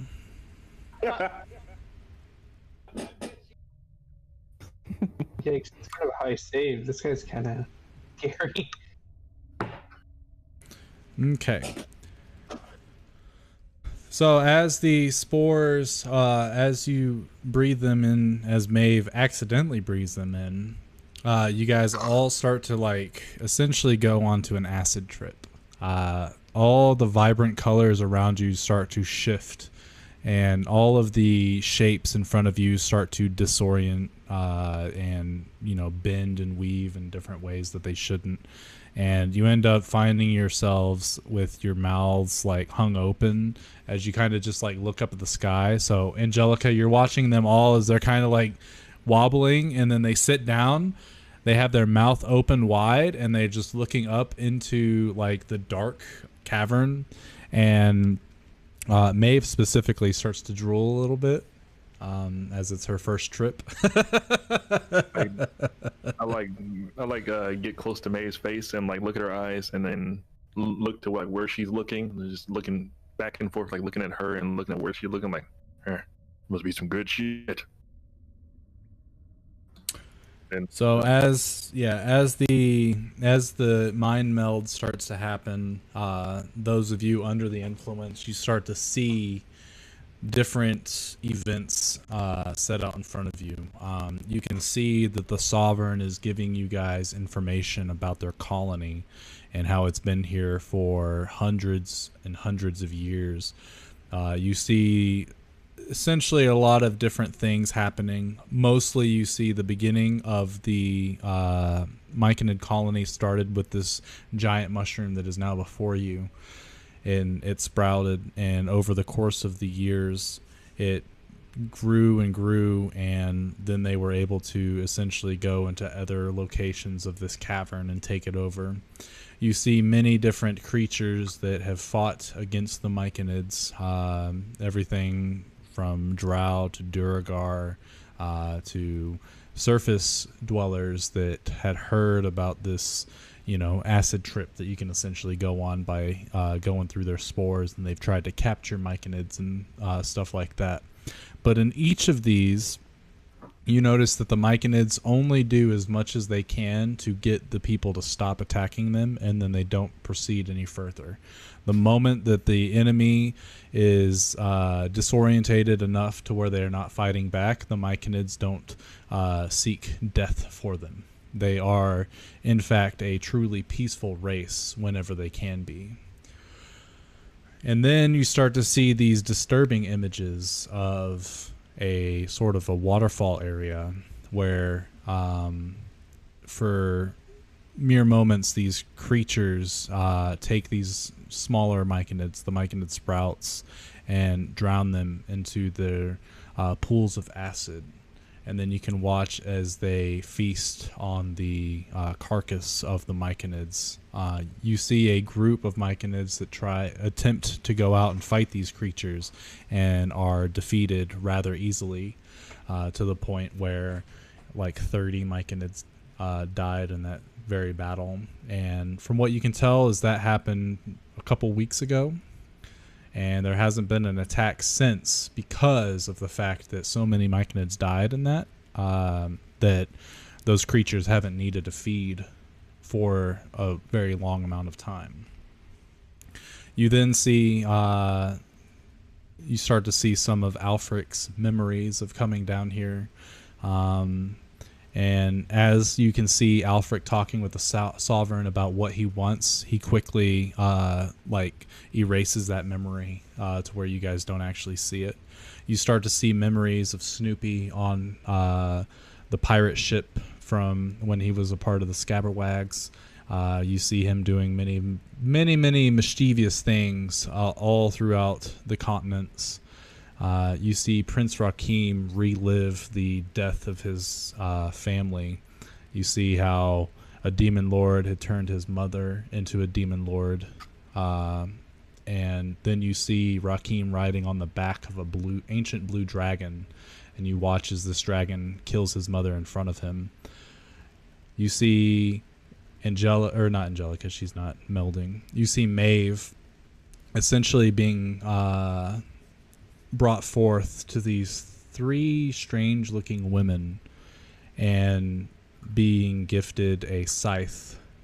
And you don't really know what this interaction's about, but the moment that she grabs the scythe, you can see that there's this dark power that she now controls. Let's see. I don't think I missed anybody.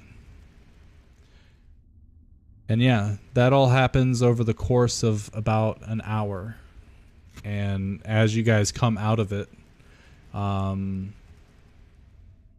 actually, I guess before you guys even come out of it, Angelica, you are sitting there, and Medell Ginn is there too, and he starts to come up and look over your party members. specifically Alfric. He goes up to Alfric and he starts to like poke him in the shoulder, and Alfric's body like reacts by, you know, moving back with the momentum, but then going back forward. Alfric's still got his jaw loose and he's still like staring up at the ceiling, and Medell then grabs his hair and like pulls it a little bit to, not to hurt him, but to like something that would be uncomfortable and someone would swat a hand or something, like, hey, quit that. But Alfric gives no reaction. Medell looks over to you, Angelica. Do you trust this fellow? I think we could be done with it all here and now. They all seem to be in a state of momentary bliss. Judging by his personality and the fact that Rakim knows him, he's harmless. But how well does Rakim know him? May. It seems like they may have a bit of history, as if they were like in a group before us. That's very interesting, I guess. Well, I guess it couldn't be any type of harm to just look him over once, make sure that he's okay. Maybe you want to look over your friends, see if they've been hiding anything from you. And he starts to reach into Alfric's bag and his pockets and stuff.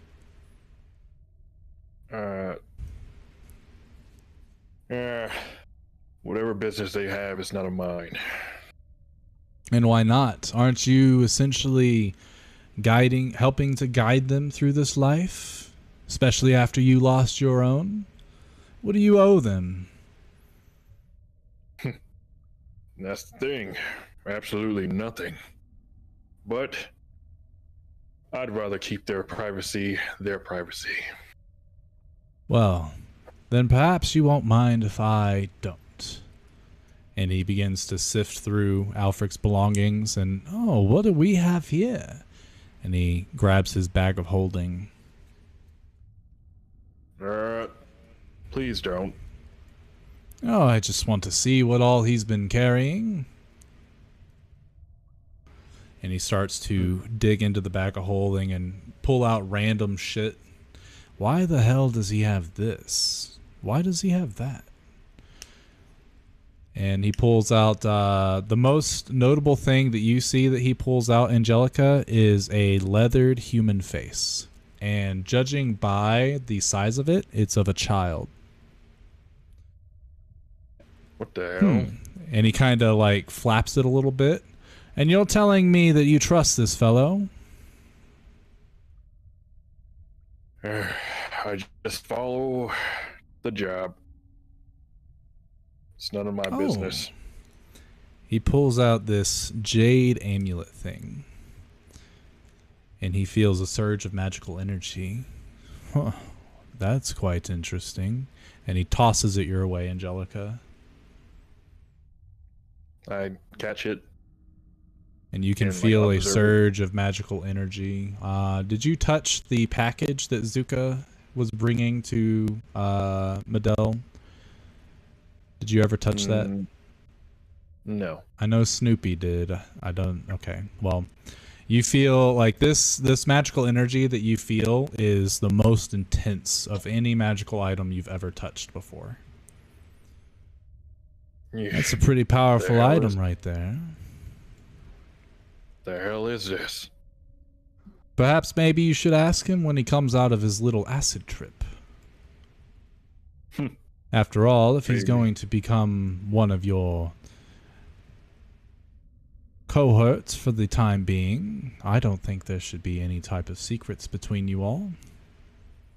Especially with him giving these secrets to the other members of your party, and you're going to have to trust that they're not lying to you about what they see in that meld. You have a point. Well, and then he pulls out a book. Oh, look.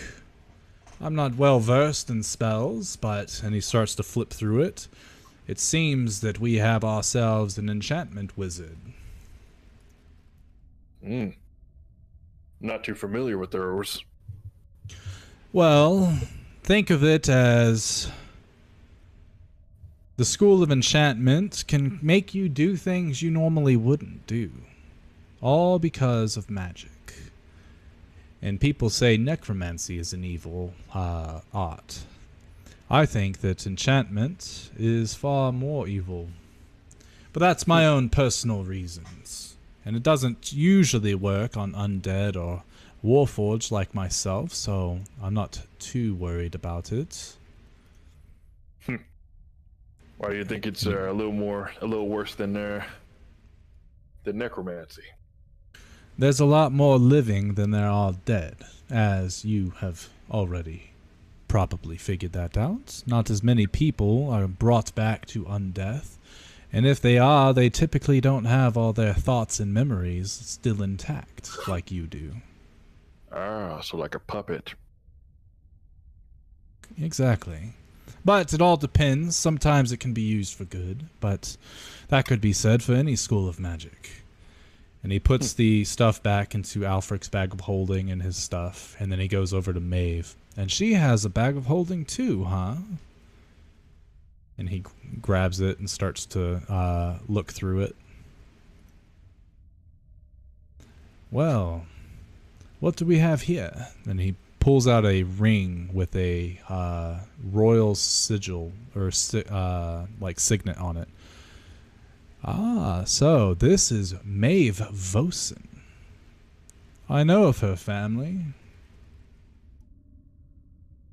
Yeah, she has a bit of royal blood in her. Oh, Noble not blood. just a bit. Yes. She's from the Yodian Empire, if I remember correctly. Has she told you much about her family and what it is that they do? Not at all. I'm sure the rest of the party here would know more than I would. Perhaps. You know what's most interesting, though, is I'm almost certain that her family hasn't really told her what they do. Would you know? And perhaps, maybe, as I have dealt with them in the past. And judging by how she felt when we reached Skullport, I don't think she'd be very kind to her father. And he puts the ring back into her bag. But perhaps maybe he's kept that a secret from her for reasons. I don't really know. Do you know when the last time she spoke to her family were? Not at all.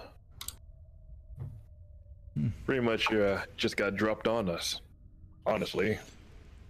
Oh, well, that's a shame. But, oh well.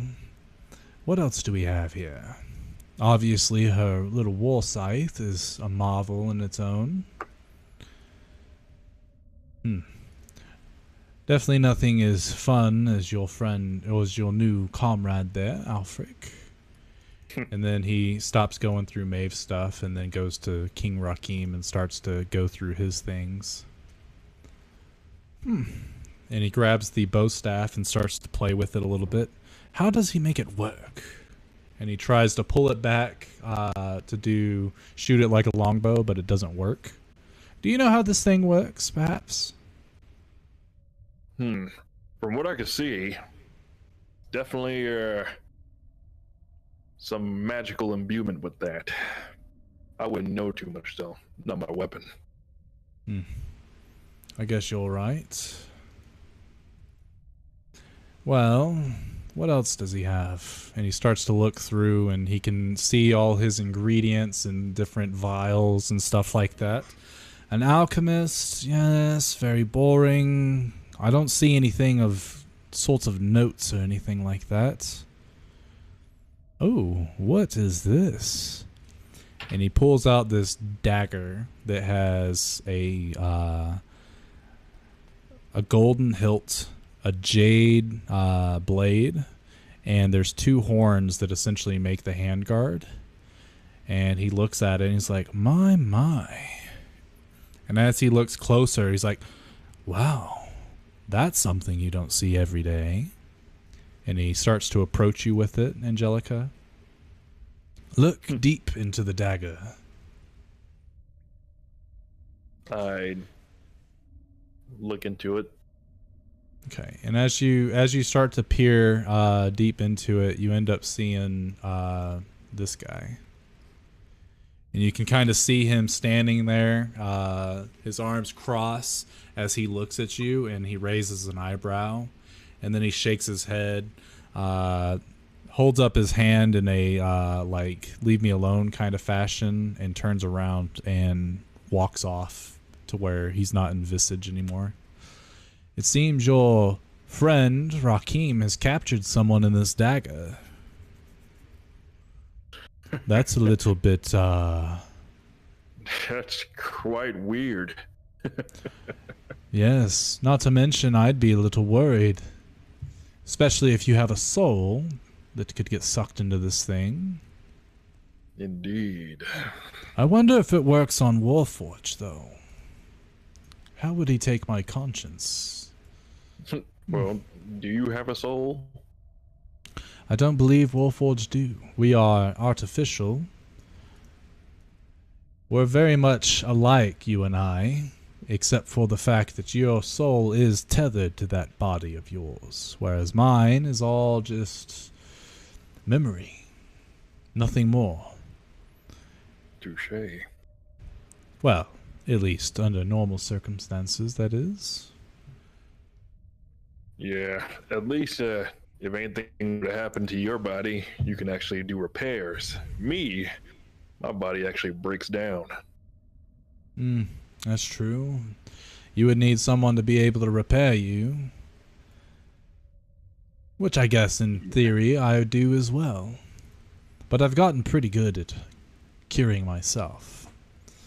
Last but not least, and he goes to Snoopy and starts to dig through his things. And he pulls out the endless coin purse. That's so funny that Joker gave him one of these. It's quite useful. Oh, and what do we have here? And he pulls out this vial of yellow liquid, and there's 3 of them. You mind having a little taste of this real quick? Just a little dabble on your tongue. Should tell you everything we need to know. Sure. Give a pinky. Dip a pinky in there. You And dip put your it on pinky my in, and as you pull it out, you notice that the tip of your pinky turns to stone. Oh, some sort of petrification brew there. Huh. And Medell starts to look around real quick. How much do you trust your Snoopy fellow? Knowing that he's got something that just the mere touch of it will turn you to stone. I trust him. What I don't trust is him around magic folk. And why is that? He's easily charmed. Ah, well. Maybe he's just being a good boy to the wrong people. I doubt it. It's just Tell you what. Let this be our little secret. And he goes over to one of the sort of yellow mushrooms that are glowing, and he starts to cut off a little bit of a sliver and essentially mash it down into a sort of like a really viscous fluid. He takes out an empty vial from Alfric's belongings and pours it in, shakes up both vials, and starts to move them around in his hand, and then he pulls them both up and tells you which one's the petrification brew and which one did I just create. Go ahead and roll perception at disadvantage. Okay.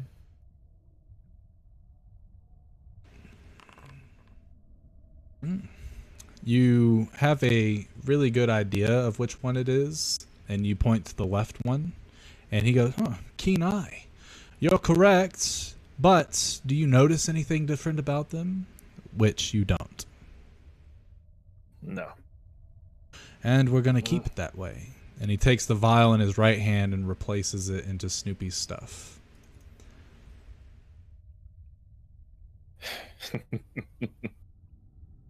Well then.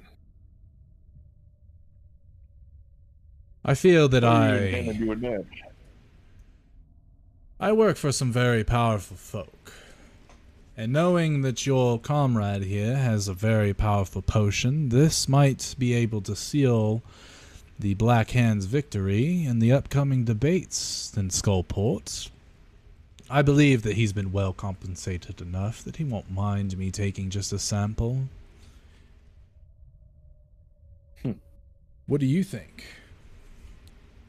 Oh, Does I'm sure he would mess definitely around with mind. his poisons? Does he mess around with his poisons often? Yes, he does.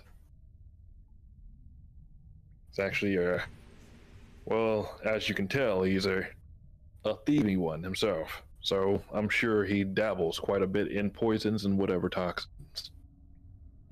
Well, I guess we'll just have to hope that he doesn't find out before we part ways. Right. And he Otherwise, then... he'd be like a bloodhound chasing after you. That's fine.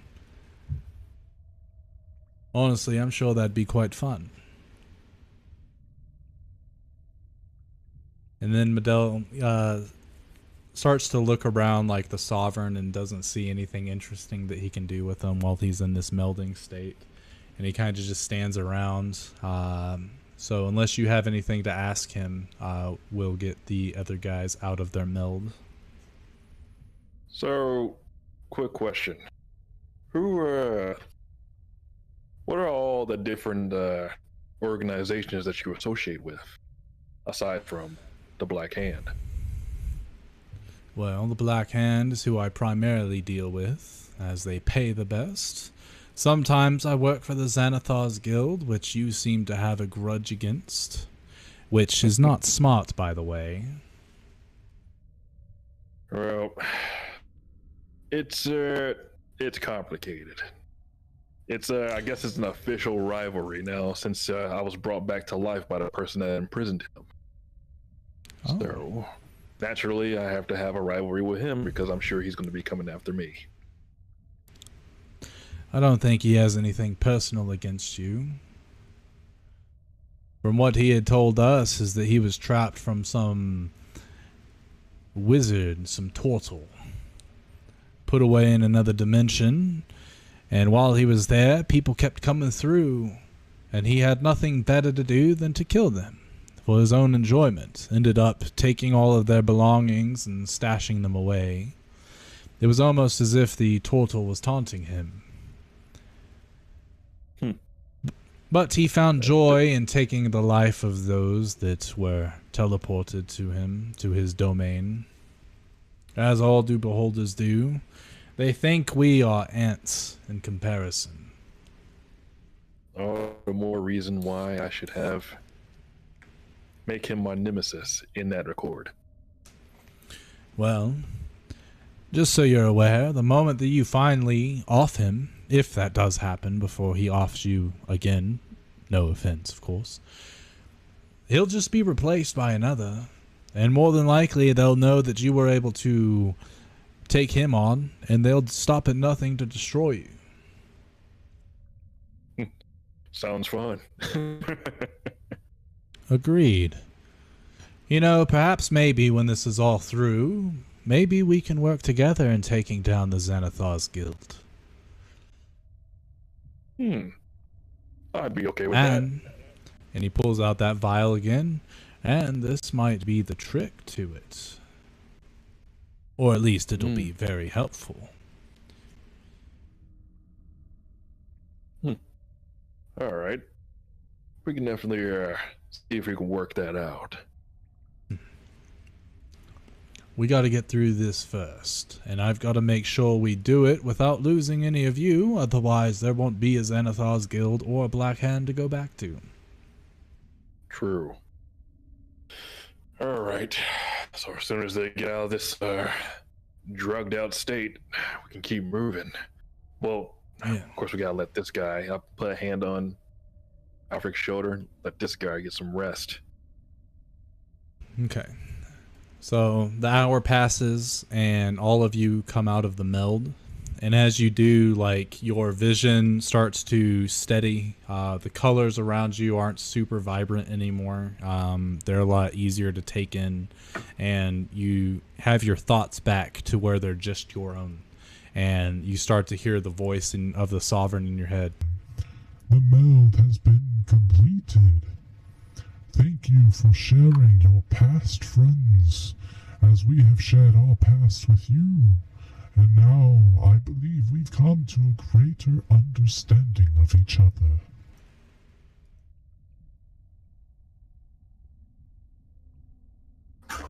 Always a pleasure, Sovereign. Yeah, that was quite insightful.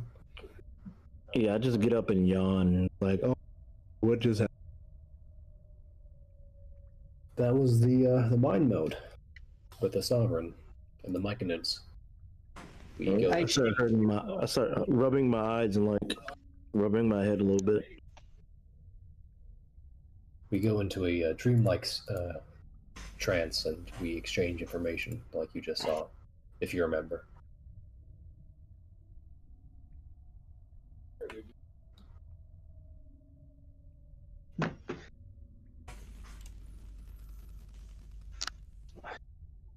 I look at Rakim and I go, boy,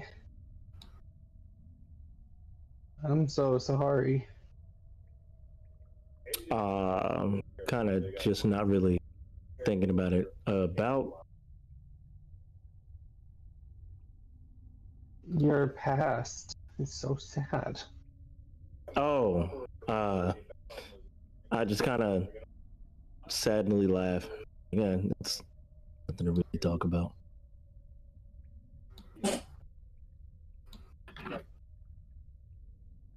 Well, if you need someone's belly to rub, I'm always here. Just sit on your face. Just laugh and say thanks. And just kind of gather my stuff back up after doing all that. So Jeffrey, the short rest rules that we utilize is the only thing different about a short rest is that it only takes 10 minutes to do. Okay. So you'll type into the chat how many hit dice you want to use if you're using any at all when you do a short rest. So you've got 10 of them to utilize. And then once you determine how many you're going to use, you'll type it. So if you're going to use 3, type 3. And on your character sheet, where your portrait is in the bottom left, there's a little bed icon. When you scroll over that, it'll open up a little thing, and there will be 2 hourglasses.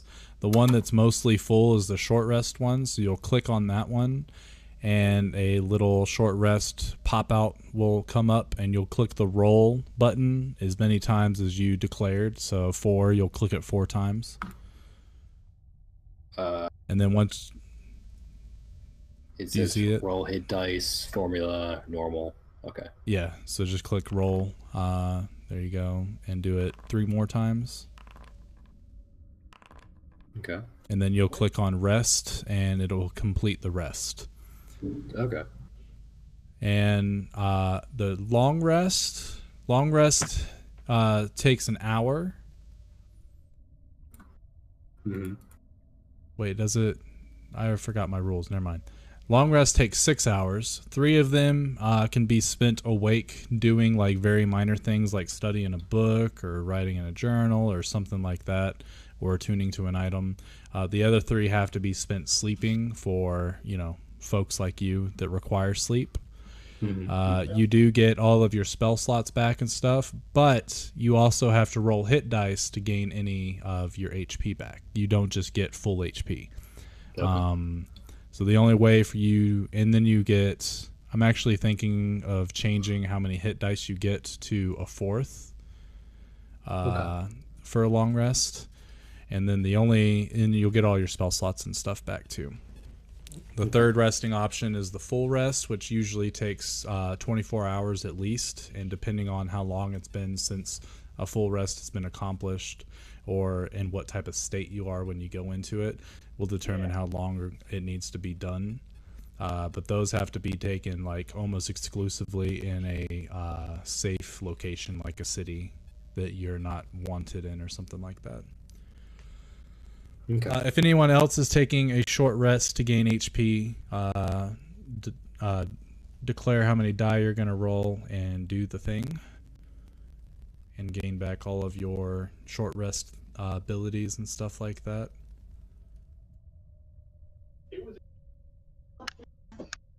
My I gosh, think you're the only so other fluffy. person looking or lose that's lost HP is Maeve. Yeah, but I'm wondering if it's worth it to use a hit die. Maybe.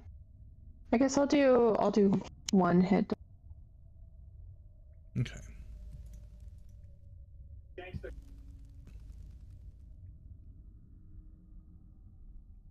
Did the pages change? I think they did. Yeah, there was an update. How do I click my hit die now? So your hit die, like you don't click the hit die itself. If you're doing the rest, you're going to click that bottom left icon, which is the little bed icon. Yeah. And you're gonna click on the hourglass that's mostly full. Oh, got it, got That's the short rest one, and then you'll click roll. And then you'll click on rest to finish up your rest.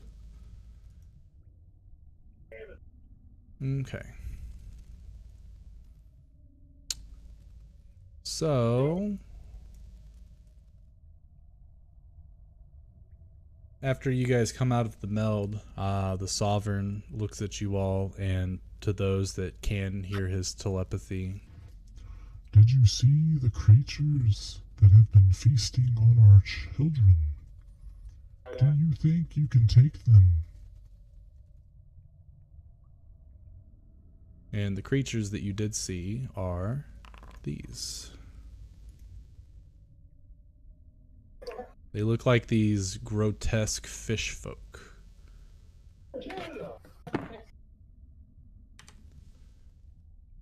I mean, I don't see why not in a group.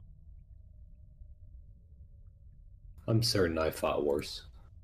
In a group, I'm fairly confident we can take them. They look like a weird combo of like an anglerfish and a lizard. Mm-hmm.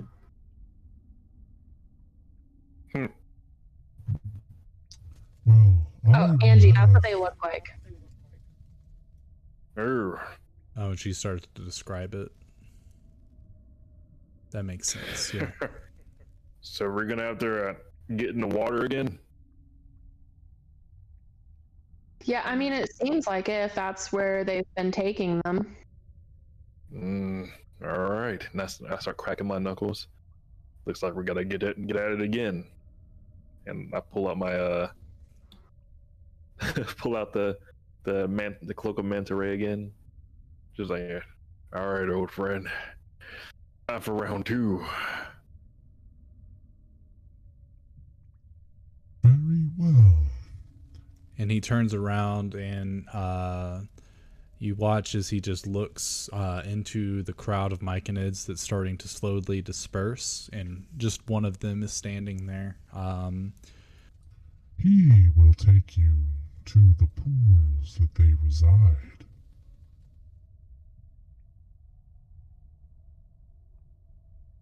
So we have an issue.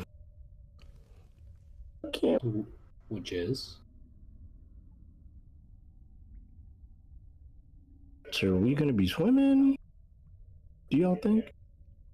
I think we'll have to see how deep the pools are. Mm-hmm.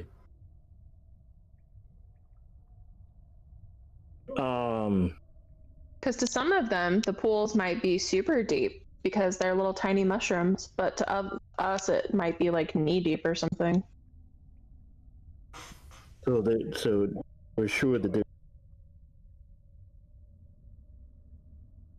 You said and we're like, sure blank, and then you cut out. I said so we're sure they're just in like a.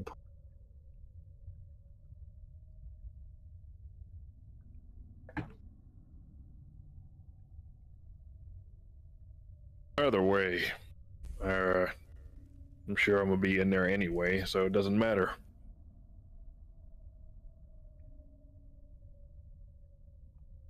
All right. Well, if there's no objection, I guess I don't have any.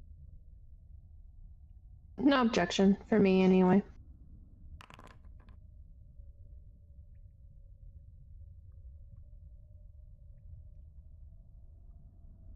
Did you Yeah. need to roll that? Was it me? Or Yeah.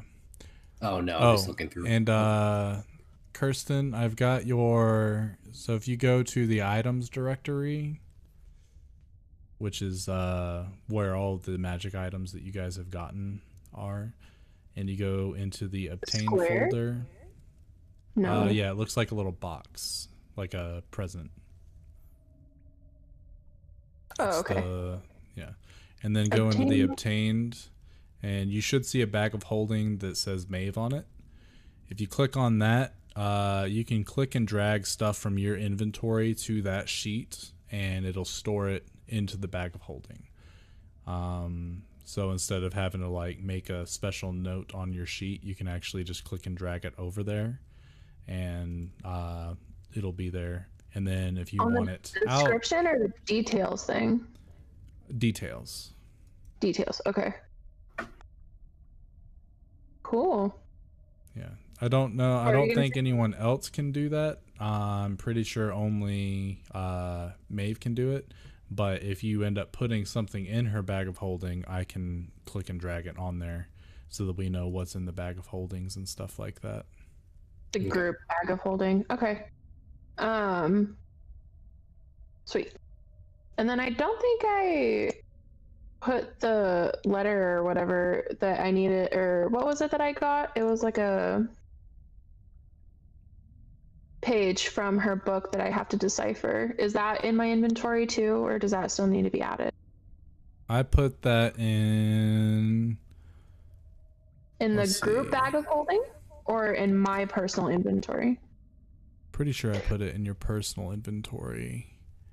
Yeah, scroll from Tasha's book is under your consumables. Okay. Cool.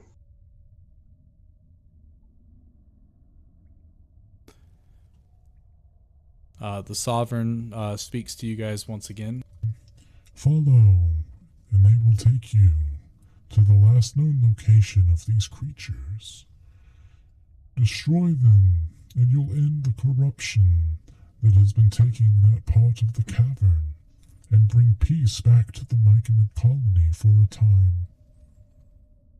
And we will reward you with an easy path to the Sleepy Peak.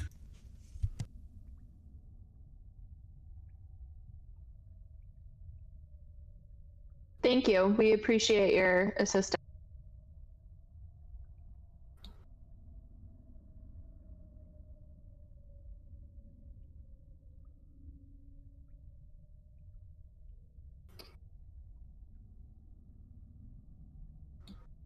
So, Brady, are we being led over to the waterfall now, or? Yes, so the little Myconid dude like waves his arm at you guys, turns around and starts to walk away slowly to allow you guys to catch up. I think to the Myconid, how far or how long is it going to take? Are you talking to the Sovereign or the one leading you? The one leading me. Okay. And you guys all hear in your heads, it's a few hours of journey. Okay. But mainly because Myconids aren't fast creatures. Could I put you on my shoulder and have you, like, lead me? Would that speed it up? And it kind of stops and turns around and looks at Maeve. Perhaps maybe Myconid fly? Yes, let's fly. Myconid's never flown before. And he starts to come over, and the Myconids kind of walk like the Fall Guys do in a way. So you can just put that in your head of these big squishy fungi. Just yeah. So he jumps up to grab the edge of the carpet and starts to pull himself up slowly. And then he just sits there and starts to look around. This is quite an experience. Mm-hmm. And then he essentially puts the directions that you need to go in your head, Maeve. He doesn't point with his fingers or anything like that. You just know where you need to go because he's giving you the details via telepathy. Okay. All right, I get on my broom and do like a little snapping with my fingers and like a kissy noise to Snoopy. Hey, over here. I instantly appear where you pointed. All right, and he's just on the broom, and I look at Zuko as like, "Hey, sorry, man. There's a weight limit."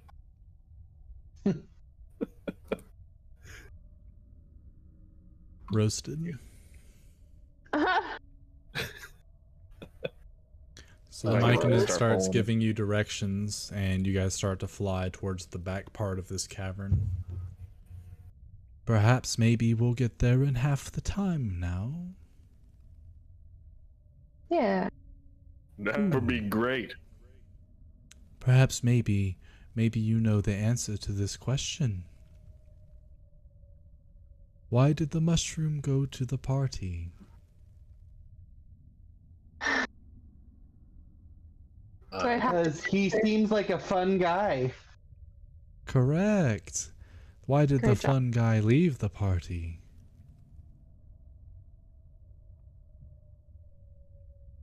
Because there wasn't mushroom. I don't. Ha ha. And the funny thing is, the Myconid doesn't like laugh in the thoughts or anything. It just stares at you like with this blank expression. Because I mean, look at the mic. That's what you're staring at. The taller, or I guess the middle one. Like the only thing on his face are those little eyeballs, and then like there's little holes and stuff where it shoots out its spores on its chin, and that's just staring at you as it tells you this joke. You guys have a lot of time to think these up, don't you? That joke has been passed down since the first Myconid of the colony. Oh, it's pretty good. I'm not gonna lie. Yes, that Myconid was named Ingrid. And now it's canon. My wife is a Myconid in the D&D world. Now she's gonna murder you. She wanted me to do that joke specifically in her honor because we were playing with mushroom folk. I know. All right. Well, I have a joke for you. Okay. How do you get into the mushroom? And it just stares at you. Ring the portabella. It kind of tilts its head. What is a portabella?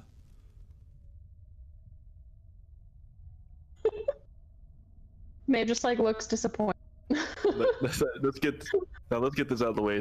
Are you all saying this out loud, or y'all just in your heads talking in to their each other heads right now? So Angelica's just out of the loop, while Alfric's over here chuckling. Zuka's mute, of course. I don't think Snoopy gets it. Snoopy says, "Oh, go ahead." As she's seeing like everybody like just doing little chuckles and whatnot, I'm sitting there going, "What the fuck is wrong with y'all?" That's what I'm thinking. I say, I have a joke that's been passed down. What's a pirate's favorite letter? R. Aye, but his first love be the sea. What are letters? Don't worry about it. That's the joke. And what are pirates? Wait, I thought you joined in on the meld. Wouldn't you understand what letters are? If you understood our... I guess they would have a concept of it, but he wouldn't understand it in the joke that you're... Like, he knows what the alphabet and stuff are. He doesn't know what all the individuals are. Like, it's not just a bombardment of information and they retain everything. It's almost like just a flash of the lives, and they retain very little of it. So he doesn't have a ultimate understanding of everything that you guys know. So yeah, his questions. So letters are basically symbols that are created to stand for sounds that we make. Those are called phonemes. You combine phonemes together, and they're projected in our minds now and on paper with symbols that we call letters. That you combine these letters into multiple to create words, and those you combine the phonemes created by those letters to make words. This dog is giving this mushroom a like full breakdown on language construction and etymology. Bust out a chalkboard and busts out the chalkboard and starts writing shit with his mage hand. Maeve just kind of like rolls her head back and it's like. And then Snoopy realizes that these guys don't actually talk, so they don't even know what a phoneme is. They probably don't have ears. I do an illusion and I make like some letters, and think to the Myconid. It's using spores to talk, but you write on surfaces to express words and concepts and ideas. How primitive. This is the fungi. We work with one of the got. most primitive organisms in existence. Oh boy.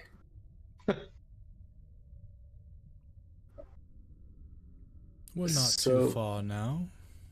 So, Zuka, or do you want me to call you Rakim? Whatever works for you. I'll just keep calling you Zuka. How long has it been since you've seen me? 5 days. How long has it been, Brady? A year. It's been a year. About a year, I would say. What has happened to you in that time? You chose to stay behind, and I don't know. Oh, Well, actually, Alfred, the last thing you remember is your group left Rakim behind in the care of Innis Craft. Oh yes, that's it. That's okay. I guess I should say. What happened after we left you with Innis? Oh, after that, I'm trying to think what came first. No, I think that happened after.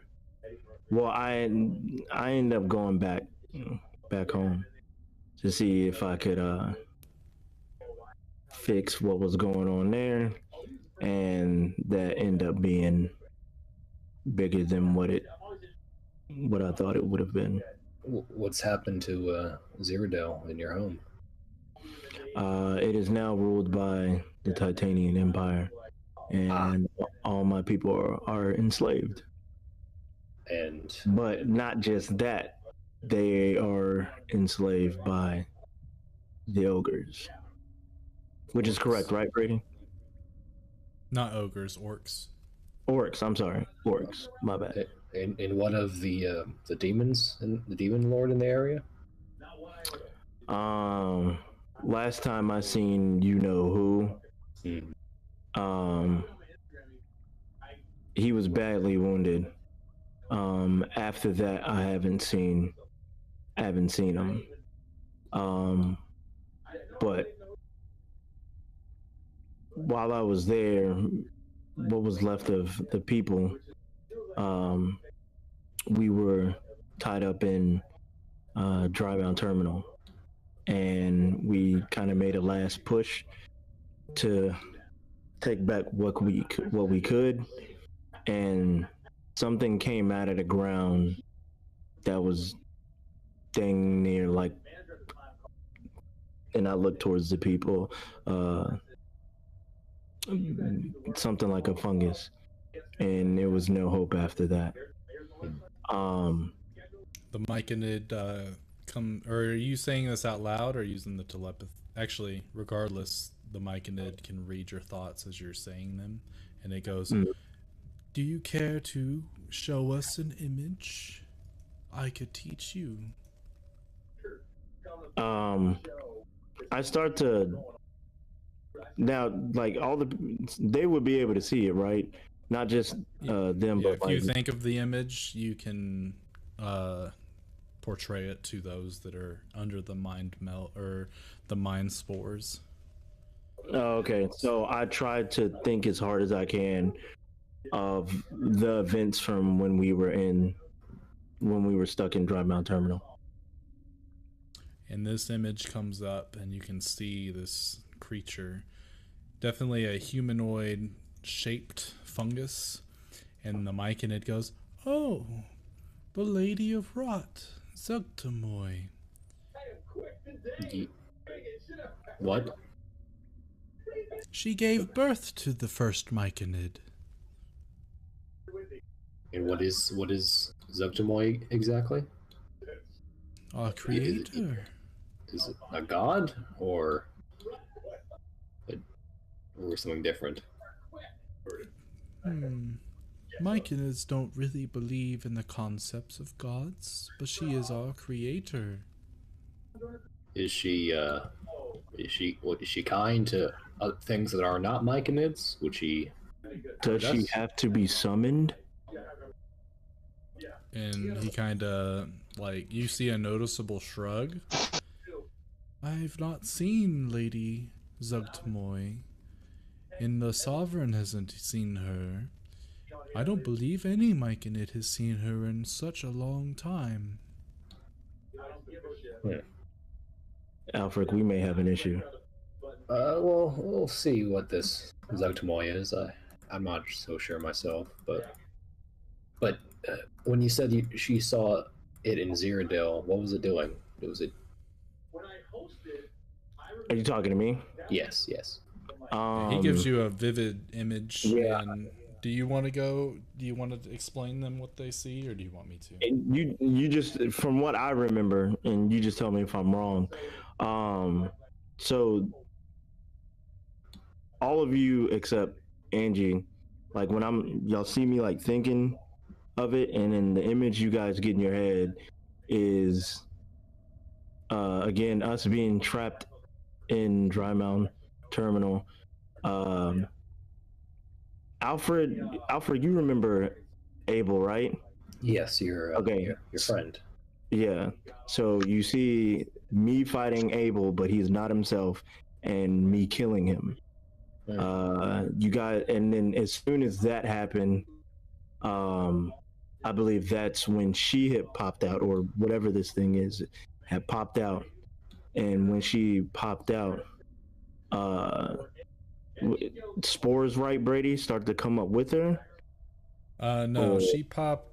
Essentially what happened was the ground opened up because of these large worm creatures that had burrowed a hole.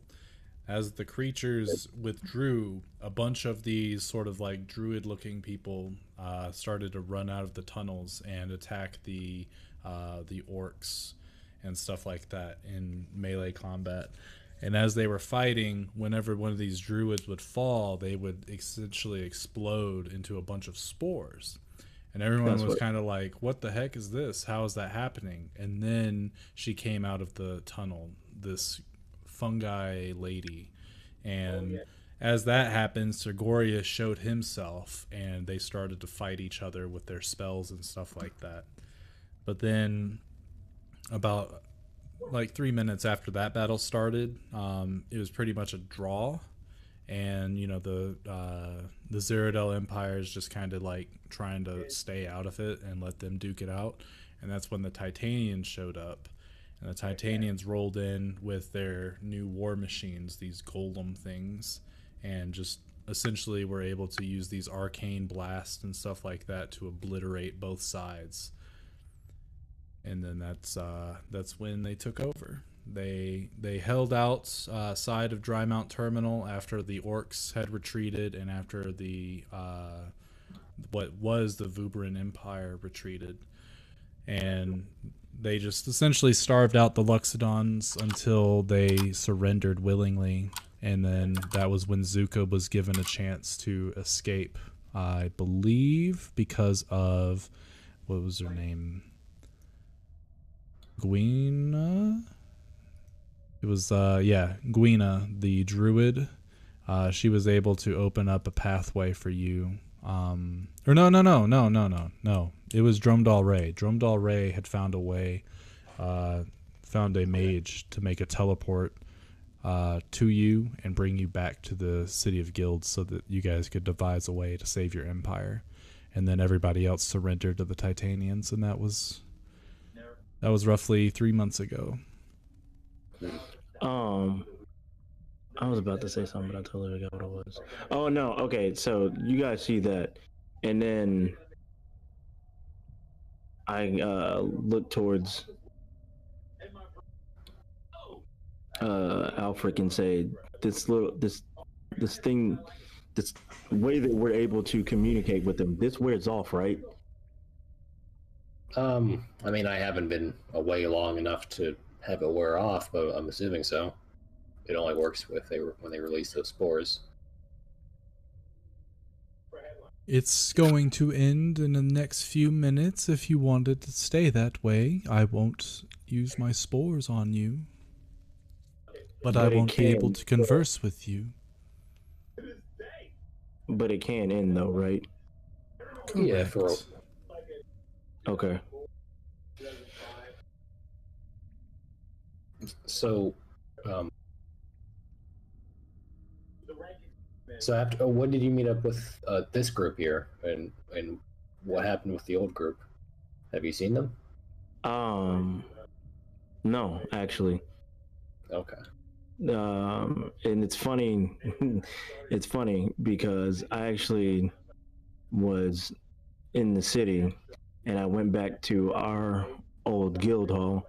And I don't know if you know, but the City of Guilds no longer runs the Peacekeepers, so that's been disbanded. Yeah, I'm aware it's been disbanded. Oh, okay. Yeah. But yeah, where we used to stay was occupied by them. But who is them? Oh, and I point towards the group and was like, that's where I met them. Oh, this group. Okay. Mm-hmm. So I knew that the guild is disbanded, but who's occupying it now? That's what I don't know. Like the guild, or yes, it's just disbanded. Nobody is. Okay. So this group of people were just there. Okay. Mm-hmm. And then what are you doing with this group exactly, if you don't mind me asking? Because I know before we were, doing guild business, but now it seems like neither of us are really focusing on that at the moment. Yeah, so I don't really know what's up with the guild. I did talk to Saris before we actually came over here. He's doing fine. Okay. And that's it. But as far as I know, my objective, I actually hired them. Oh. Okay. We're gonna try to take back my kingdom. In order to do that, we have to light a pillar. Well, that sounds familiar. What? Oh, the lighting of pillars. I was involved with one of those as well. Really? Or recently-ish. I was with a group up until not too long ago, and then we found this sunken city in Sladora, and I looked towards the group real quick. Isn't that where we're going? You guys are going to the Sleepy Peak. Oh, okay. Yeah, that's the other side. I think I still have. I just nod my head. No. Brady, I think I still have the map I got from the map maker. Can I show them that? Yeah.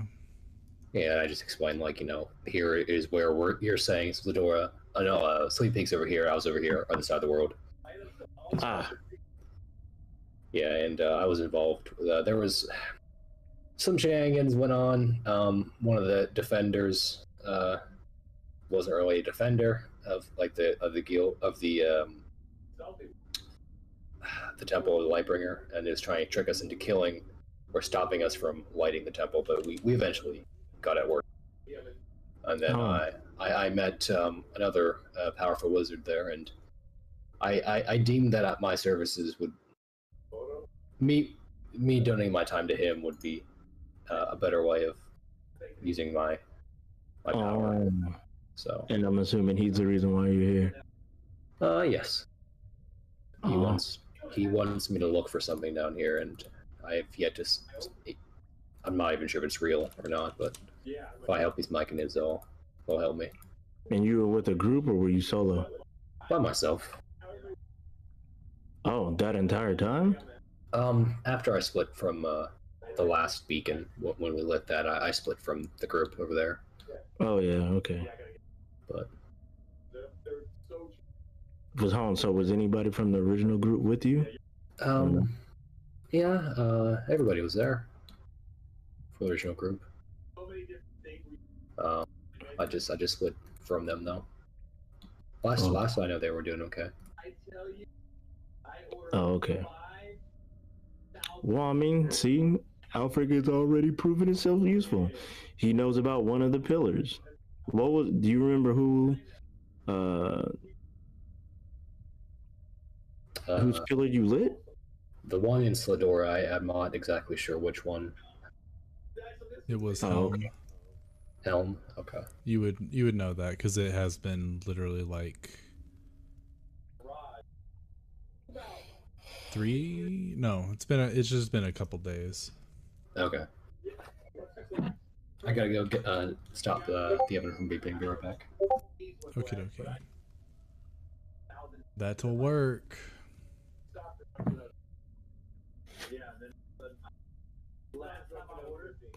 Yeah, so he tells you that they lit a pillar for Helm.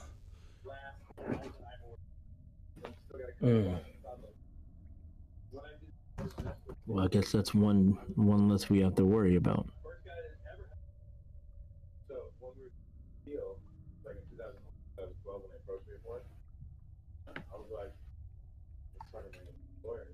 Is Maeve there? I do not know. Yeah, so apparently she I've been is. talking this whole time and you haven't been hearing me. It's fine. Dang. What did I you say? thought I was unmuted. Anyway, so as Maeve, since she doesn't know anything, I've been asking questions. So like, we heard a little bit about the pillar that we have to light, but Zuka, we don't really know much else about the pillars. I mean, so there's, how many is there we have to light? Like 4 or 5 or, and who's Helm? Are these all for God specifically? I mean, I would assume so, since they were the ones that technically put them away. Or helped with the demon issue. I'm wondering if we can get the spores to, I don't know, repollinate us, I guess. And then Alfred can share his knowledge with us about what he knows of the pillars. That might be good. As long as this wears off, or we can get it to wear off, I'm fine. Yeah, well, like the creature said, it should wear off shortly or has possibly already worn off. In the Myconid, you've noticed that you're not getting instructions anymore. And it's currently just like looking forward. And you guys have just been kind of like following this sort of river that leads to the Myconid's main chamber. So obviously this river is where they get a majority of their water and nutrition to feed all of their, I guess, fungi. And it points forward, and you can start to see a bifurcation of the river. And at that bifurcation, you see where it's starting to go down a different path. And probably about 20, 30 feet down that path, you see like this sort of like, I guess, smoke rising from the water, and you can see these bubbles popping, and as the bubbles pop, they splatter onto the rocks, and you can hear the sizzle and the little smoke trail left behind it, and it points down that way. And then it points to the ground. I'm gonna tap it on the shoulder and like do like a little poof thing so that it can communicate, like showing that we need the spores again. So it starts to shudder, and it shoots out its little purple spores, and as you guys inhale them, it goes, "This is the way, and at the end of this tunnel you'll see where those creatures congregate. If you could, though, please drop me off. I will ride the river back home." Is that acid or is it actually water? I believe it is acid. Oh. Well, that's an It issue. dissolves us very quickly. I'm almost certain if I was to fall into it, I wouldn't last but a second, even if that. And what about us? Well, you're made of flesh and bone, so you might have more than just a second, but I wouldn't try it, honestly. Okay. Well, thank you for directing us here, and I maneuver the carpet down to the ground so it can get away. And it heads Do over you to the have a side. name? Me? I'm Kekosh. Bye, Kekash. Goodbye, Snoopy, and Rakim, and Maeve, and Alfric. And if you could, tell Angelica and Madel that I said goodbye as well. I forgot he was even. Oh, Madel, Angelica, or Myconid friend says goodbye. Good riddance. Hey, peace out. Hold on. Before we try and figure out what to do with the acid river, Alfric, I know this isn't super awesome timing, but since we can all still talk to each other in our minds and see what you see, can you tell us everything you know about the pillars and who they're for, why we possibly have to light them? I figure it'll just be easier while we can still talk to each other in our minds and see what you've seen. So you're just helping Rakim because he paid you, correct? Yeah, but I'd like to know what I'm lighting a pillar for. I mean, Oh. Did Rakim- you guys are getting paid? yeah. Snoopy, he said he'd give us stuff. Because who knows? Maybe lighting this pillar is bringing back terrible gods. What has he told you so far? Well, just what you said. We've lit the pillar for Helm, and supposedly the god that we're lighting the pillar for is fire god, right? Okay, well, there's four of them, and these are like the benevolent gods that are trying to look over the world. Do you know about the demon lords or the demons hanging around who've been cropping up lately? Yes, no, maybe so. I think we know a little bit, right, Brady? I mean, I don't think fish guy that attacked us ever said something specific about a demon lord, right? Fish guy, that you're talking about your recent encounter in the Squid, sea with the Megalodon? Yeah. Yeah, he didn't say anything about a demon lord that you're aware of. He did say a name, which I have right here. Where is it? Oh my god, did I really do that again? I have to find it. Apparently I didn't. Yeah, because I save remember it. him screaming, "You will feel the wrath of," and then he screamed again. Oh, hold on. Yeah, I know that I had it. I just can't find it. Okay, that's fine. Oh, Thaxros. Oh, there you go. Yeah. Zach's right. I found it in my notes. I just had to scroll for a bit. Okay. So, I mean, there's a guy that Oh, there it attacked is, us yeah. that said he served someone, but we don't really know anything about demons being summoned, except for that creepy ass lady, mushroom lady that Zuka saw. Was she a demon? Maybe. Rakim and Alfric, you guys have not heard this name of Thaxros before. Yeah, I'm not but sure what's. You do know what the demon lord of the sea is, so you can use that knowledge as you wish. I'm not sure what Zachthros is. I know Dagon. We've encountered his minions and whatnot. There's the Inagu, that is the Kobold demon lord. No, not Kobold. Is it Kobold? No, it's no, it is Knoll. Knoll. It's Knowles, yeah, the Knoll demon lord. Yeah, not hold on. The Warforged that's with us, he helped with that, didn't he? Well, the world thing he is in our didn't. head. No, Medell, what he did was when Yanagi was summoned and you guys were trying to run away, he mugged you guys, essentially. Oh yeah. For lack of a better term, like you guys were trying to escape and he rolled in with like a big ass group of people and he's like, listen, if you're gonna get past us in one piece, you're gonna give us all your money, and if you don't, then we'll keep you here as long as possible until they get over here. And the Knolls were actively pursuing you guys, so you guys just tossed as much coin as you could for them to let you buy, and then they were able to get out of the Knolls' way while they went and killed off a lot of the guards and stuff that were brought from the City of Guilds.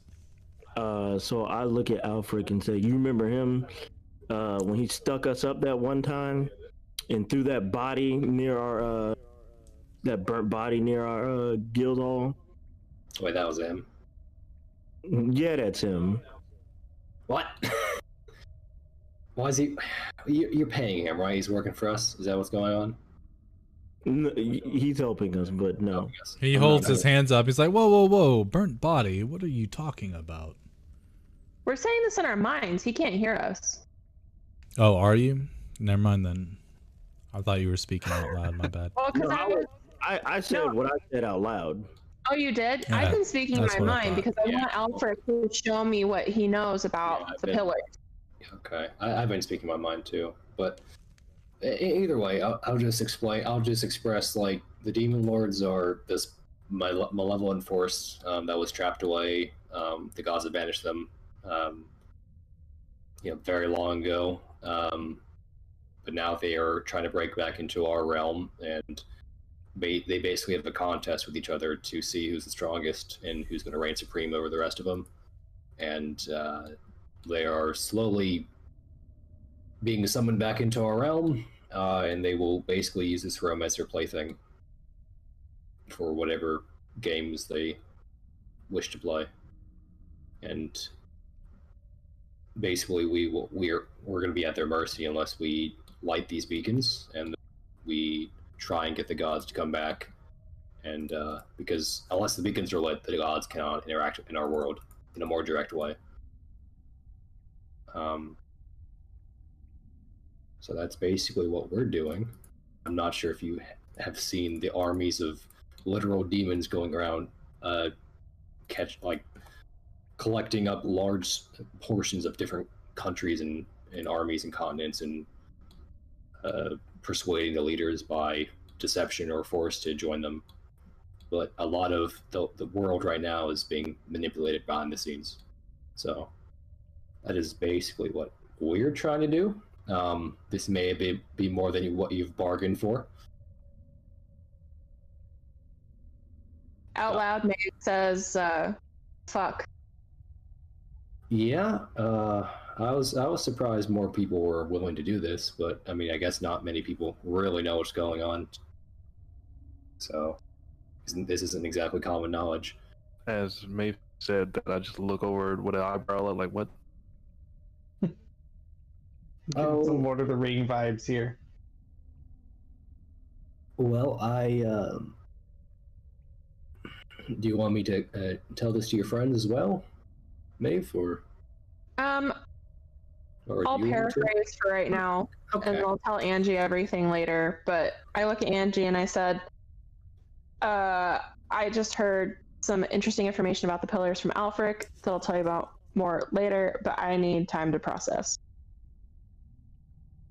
Also, just so that Zuka isn't confused, that body that was thrown onto your cart when you guys got done with the Ankeg contract, it was from the Black Hand. It wasn't from Madal, but it was essentially because you guys had disrupted one of their plans and they forced you to pay 500 gold.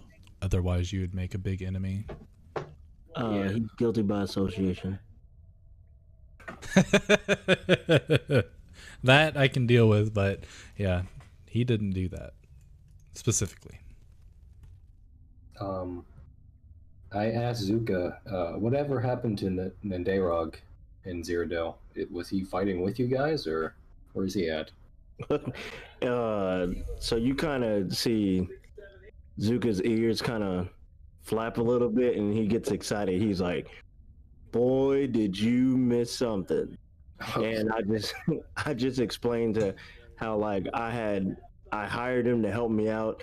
I just had to promise him something, and like how I got on his back and was able to fly around, and you just see Zuka kind of just make little hand motions as if he's flying around and stuff like that, and just tell him about that battle that we had. Okay. What did you promise him exactly? I forget the name of it.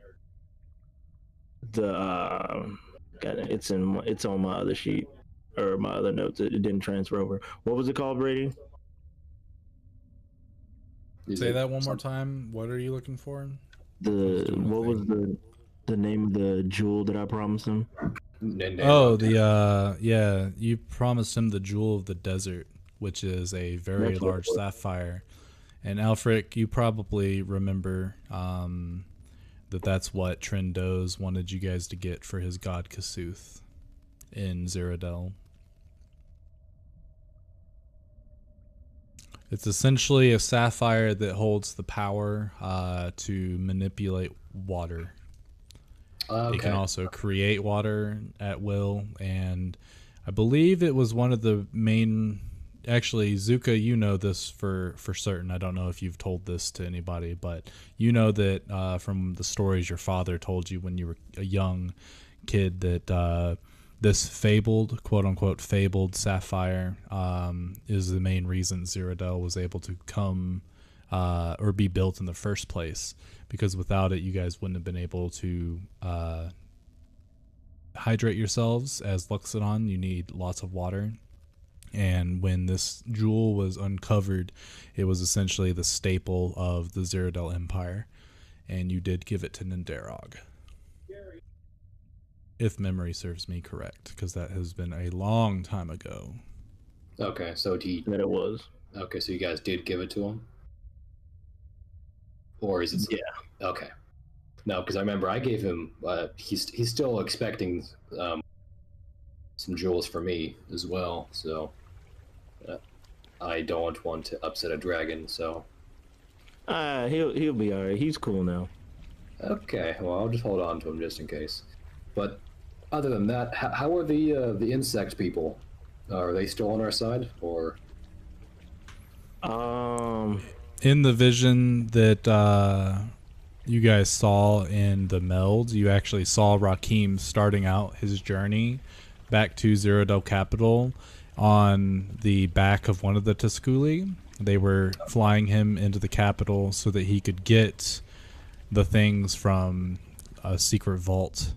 And then that's when he ended up coming into contact with Sergorius, who killed the Tusculi, and that led Rakim to plummet 500 feet in the air towards the ground, and then Darog came burrowing out of the ground, hit Sergorius with a sneak attack with his lightning breath and grabbed Rakim and then flew around when they did that epic battle. And epic it was. And Segorius, he still lives, Rakim or Zuka? He just nods his head, yes. Okay. As far as I know. Okay. Well,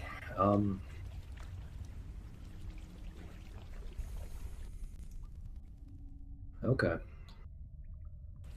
Well, thanks for giving me an update. No, I haven't seen you in a while. But Also, do you remember this? And I don't. You should. Yeah, I pull out the dagger. And oh yes, I remember this. Yeah, I was able to get this back. So. Is everything all right? Yeah. And as he said, as Zuka says that, his eye starts twitching. You don't have me quite convinced, but well, that's a question for another time, I guess. We're at the waterfall, are we not? You guys aren't at the water. You're at the stream. But the stream, yeah, the where stream. It starts. Yeah. Yeah. But the Myconid has since jumped into the river that you guys had followed and started floating back to his home. But let's Fungi let's are save very these... buoyant. Mostly air. That's kind of cute. Let's save these questions for another time, and then I'm going to cast mage armor. Okay. And I need to give myself that bonus temporarily. Okay, so out loud I say, how are we going to swim through the acid? Why don't we just fly? I mean, we can fly, but Yeah, how so are I we mean, there are walkways, like, it's not like pure water going down that tunnel. There is like sort of like a cliff that you can walk down as well. Or walk on the sides and stuff like that, but you do have your carpet currently.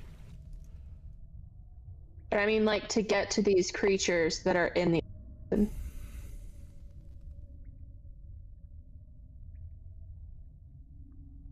Yeah, if we fly, it's going to be quite tricky because, once again, not throwing shade, but there is a weight limit. What is that? With the carpet and with my broom, it's a weight limit. And I look at Zuka. I mean, can we all get across? Okay, or no? I doubt it. We'll be able to get Well, across. let me check to see how much the carpet can handle. Okay. How deep is the water, Brady? Is there a way we can test it out? There certainly is. Yeah, sure. How do you want to do it? I'm gonna take out my 10-foot pole I had in my bag of holding. All right. Zuka, so how much you do guys you watch. Zuko weighs at least 300 pounds. Okay, well, I mean, he and Snoopy might be able to be on the carpet. I weigh like 25 pounds. And I weigh about 280. Yeah, I was about to say somewhere around. Throwing 300 shade at as this guy well. that's only 20 pounds heavier than you, and he's part elephant. It's because I'm pure muscle, boy.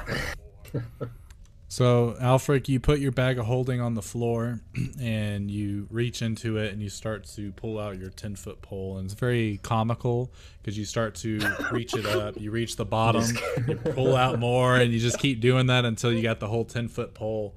And then from there, you put it, I guess, where exactly are you putting it in the... I'm gonna put my bag of holding back on, and then I'm gonna mage hand, and then grab it with a mage hand and kind of just, slowly dip the tip of the pole in the water or the stream in front of us and see what happens. As I'm like imagining, I'm just hearing like a little comical, like as he's pulling it out the bag of holding. Yeah, exactly. Do you put it in the stream, I guess, that the Myconid floated down, or do you put it Not in the that stream one. The acid one? The acid one, and see what happens. Just the tip. So as you put the tip into the acid, it starts to sizzle, and your 10-foot pole has become a 9-foot pole and 11-inch pole. Oh, I will take that out and be like, okay. It's funny, actually. I'm gonna put the pole back in my bag and then take my mage hand and like dip the mage hand in the lake or the river, the acid stream. Okay. I forget. How do mage hands go away? Cannonball!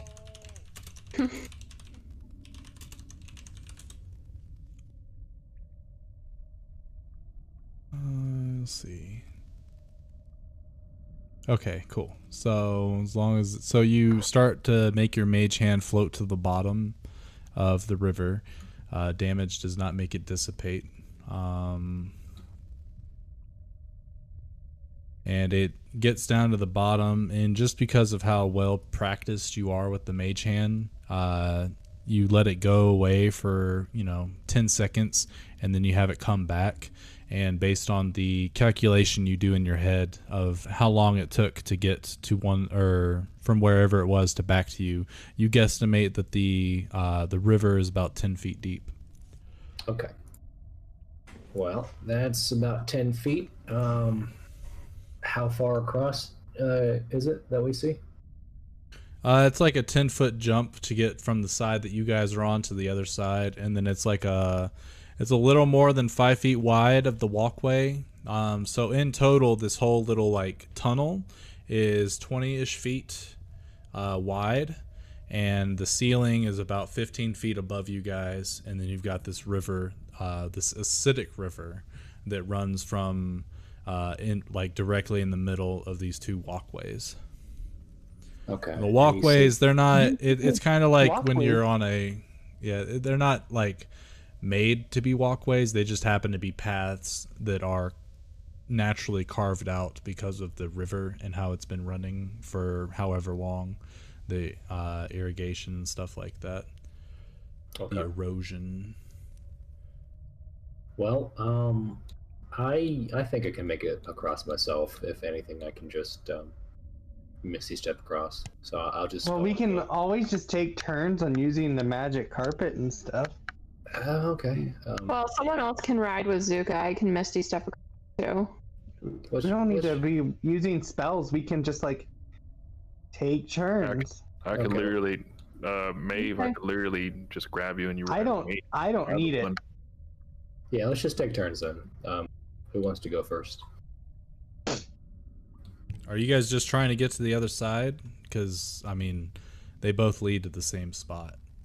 Yeah. You guys are on one side, and the river goes down to a point to where you can't see because of your dark vision limitations. Like you're not at the waterfall yet. On this side. Oh, I guess to help with the picture, let me show you. I'll reach out to. You guys have the river right here, and you guys are just on like one side. Obviously, this is further in beyond the passage, but you've got one side of the river, and then you got the other side, and there's like these sort of like small cliffs. I'm just gonna go forward then. Yeah. But you guys aren't at this location just yet.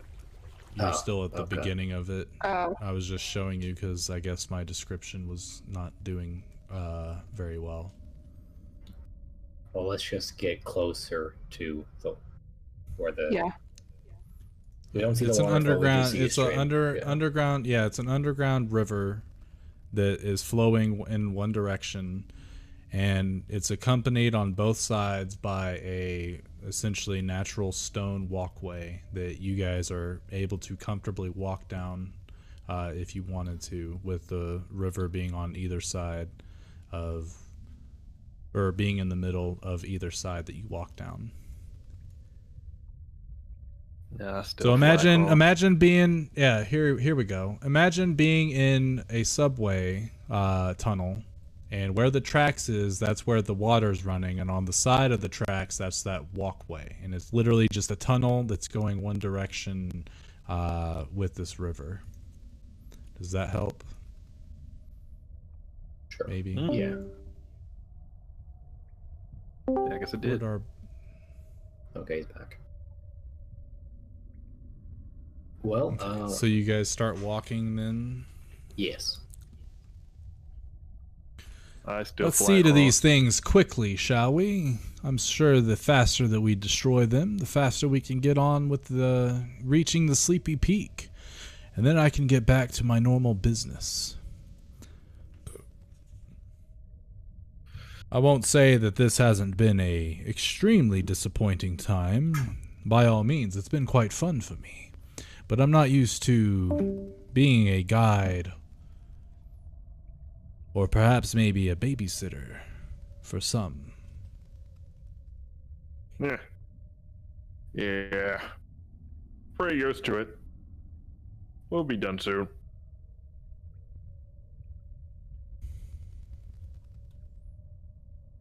So And he starts walking down the stream.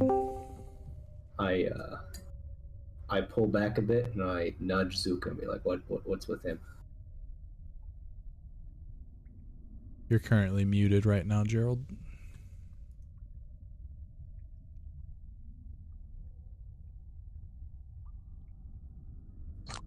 Hold on, my Discord just crashed. I'm trying to fix it. Oh, gotcha.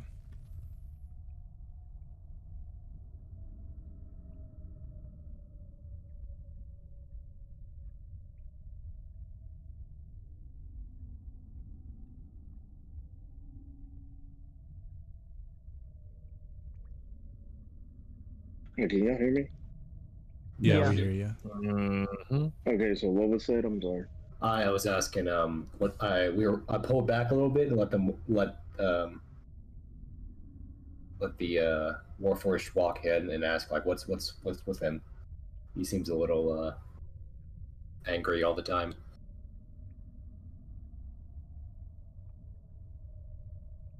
I don't know. That's just kind of who he is at this point.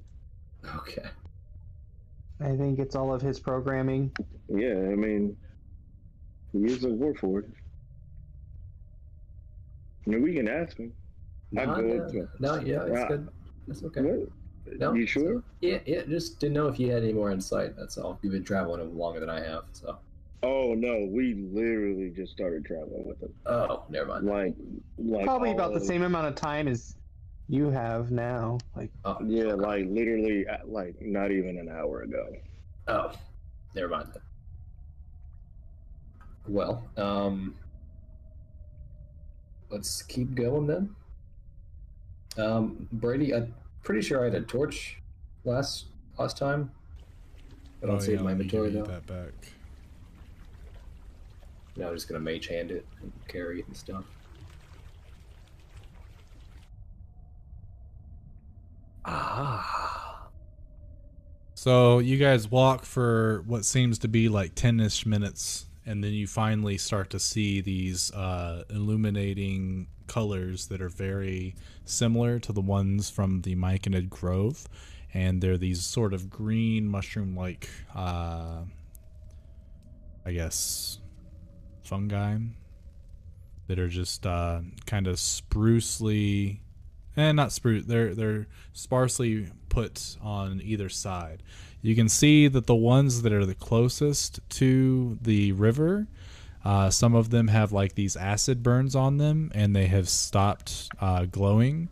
For others, the glow is pretty vibrant because they're far away, but you can tell that it's definitely dying compared to the glow of the mushrooms from the grove, mainly because they've been cut off from the water flow that they once had.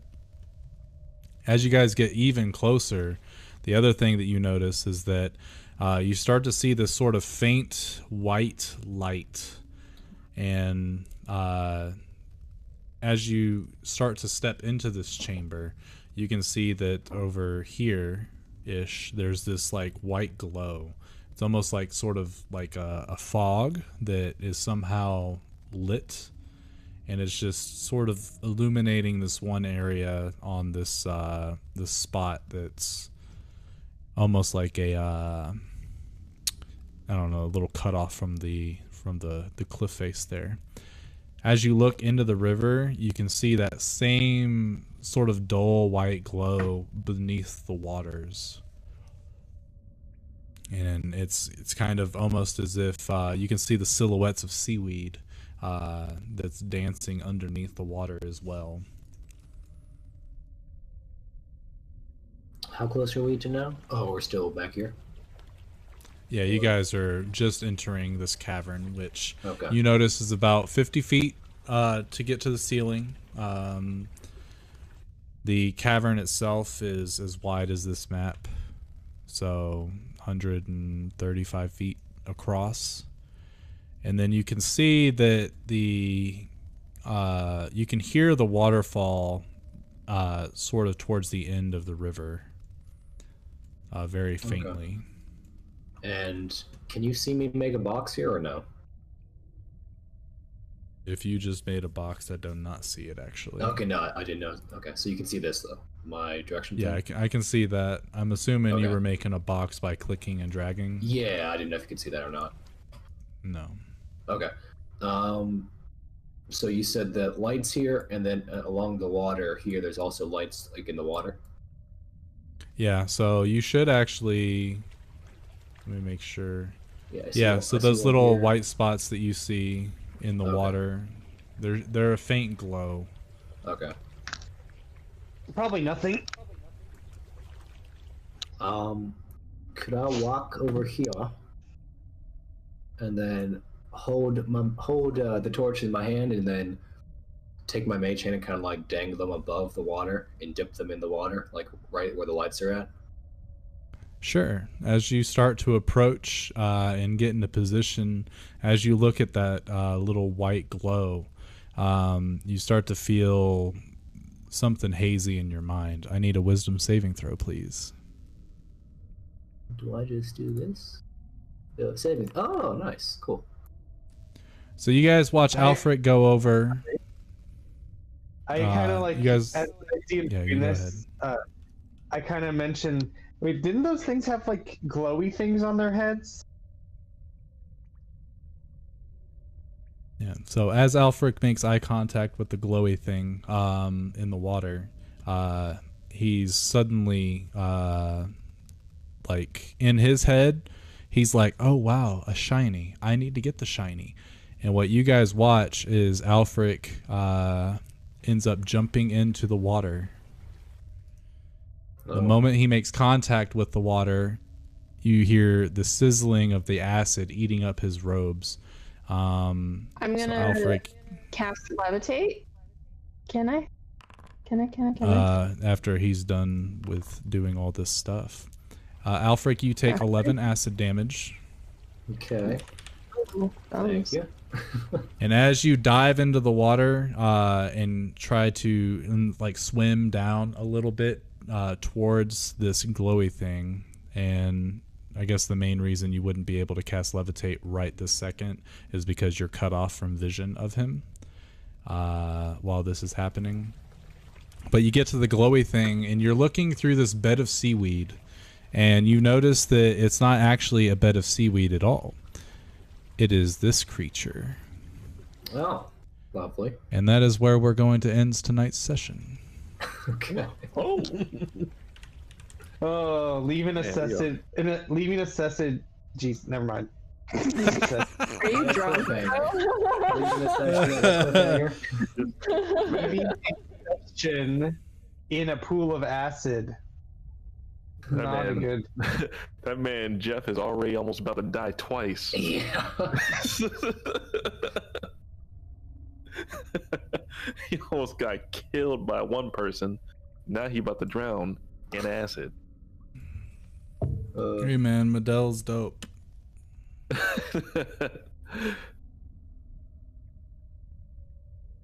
Well, give me one moment to end my stream and I will be right back. All right, thank you everyone for coming out. Hopefully you had a good old time.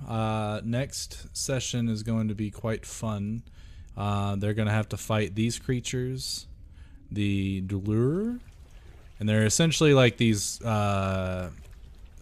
jacked up anglerfish, and they've been, you know, feasting on Myconids and stuff like that. I don't know why his glow is like, the lighting I've noticed has been screwing up, because this wasn't doing that a second ago, so I wasn't sure if they were actually seeing the lighting, but now it's doing what it's supposed to do. It's sort of like this miasmic kind of thing. But the whole reason these things are even here is because of this thing. And this thing right here is going to be the center of next week's combat. It is what my father-in-law picked out for the party to fight. As little, like, I just gave him one of my monster manual books and was like, hey, pick something that you want the party to fight. And he picked that thing. So they're gonna have to fight it, and it's wonderful. So tune in next week. We play on Wednesdays now. I've changed the time. Mondays are just a little bit too difficult for me. It's right after the weekend, and lately I have not had much time over the weekend to do D&D prep. And with Ingrid working on Monday, Tuesday, Wednesdays, usually I can do my D&D prep in the afternoon on those days, so it just makes it easier. So I'll make sure to update my Discord information and my Twitch and all that good stuff so that you guys know. But thanks for coming out. Until we see you next time. Peace.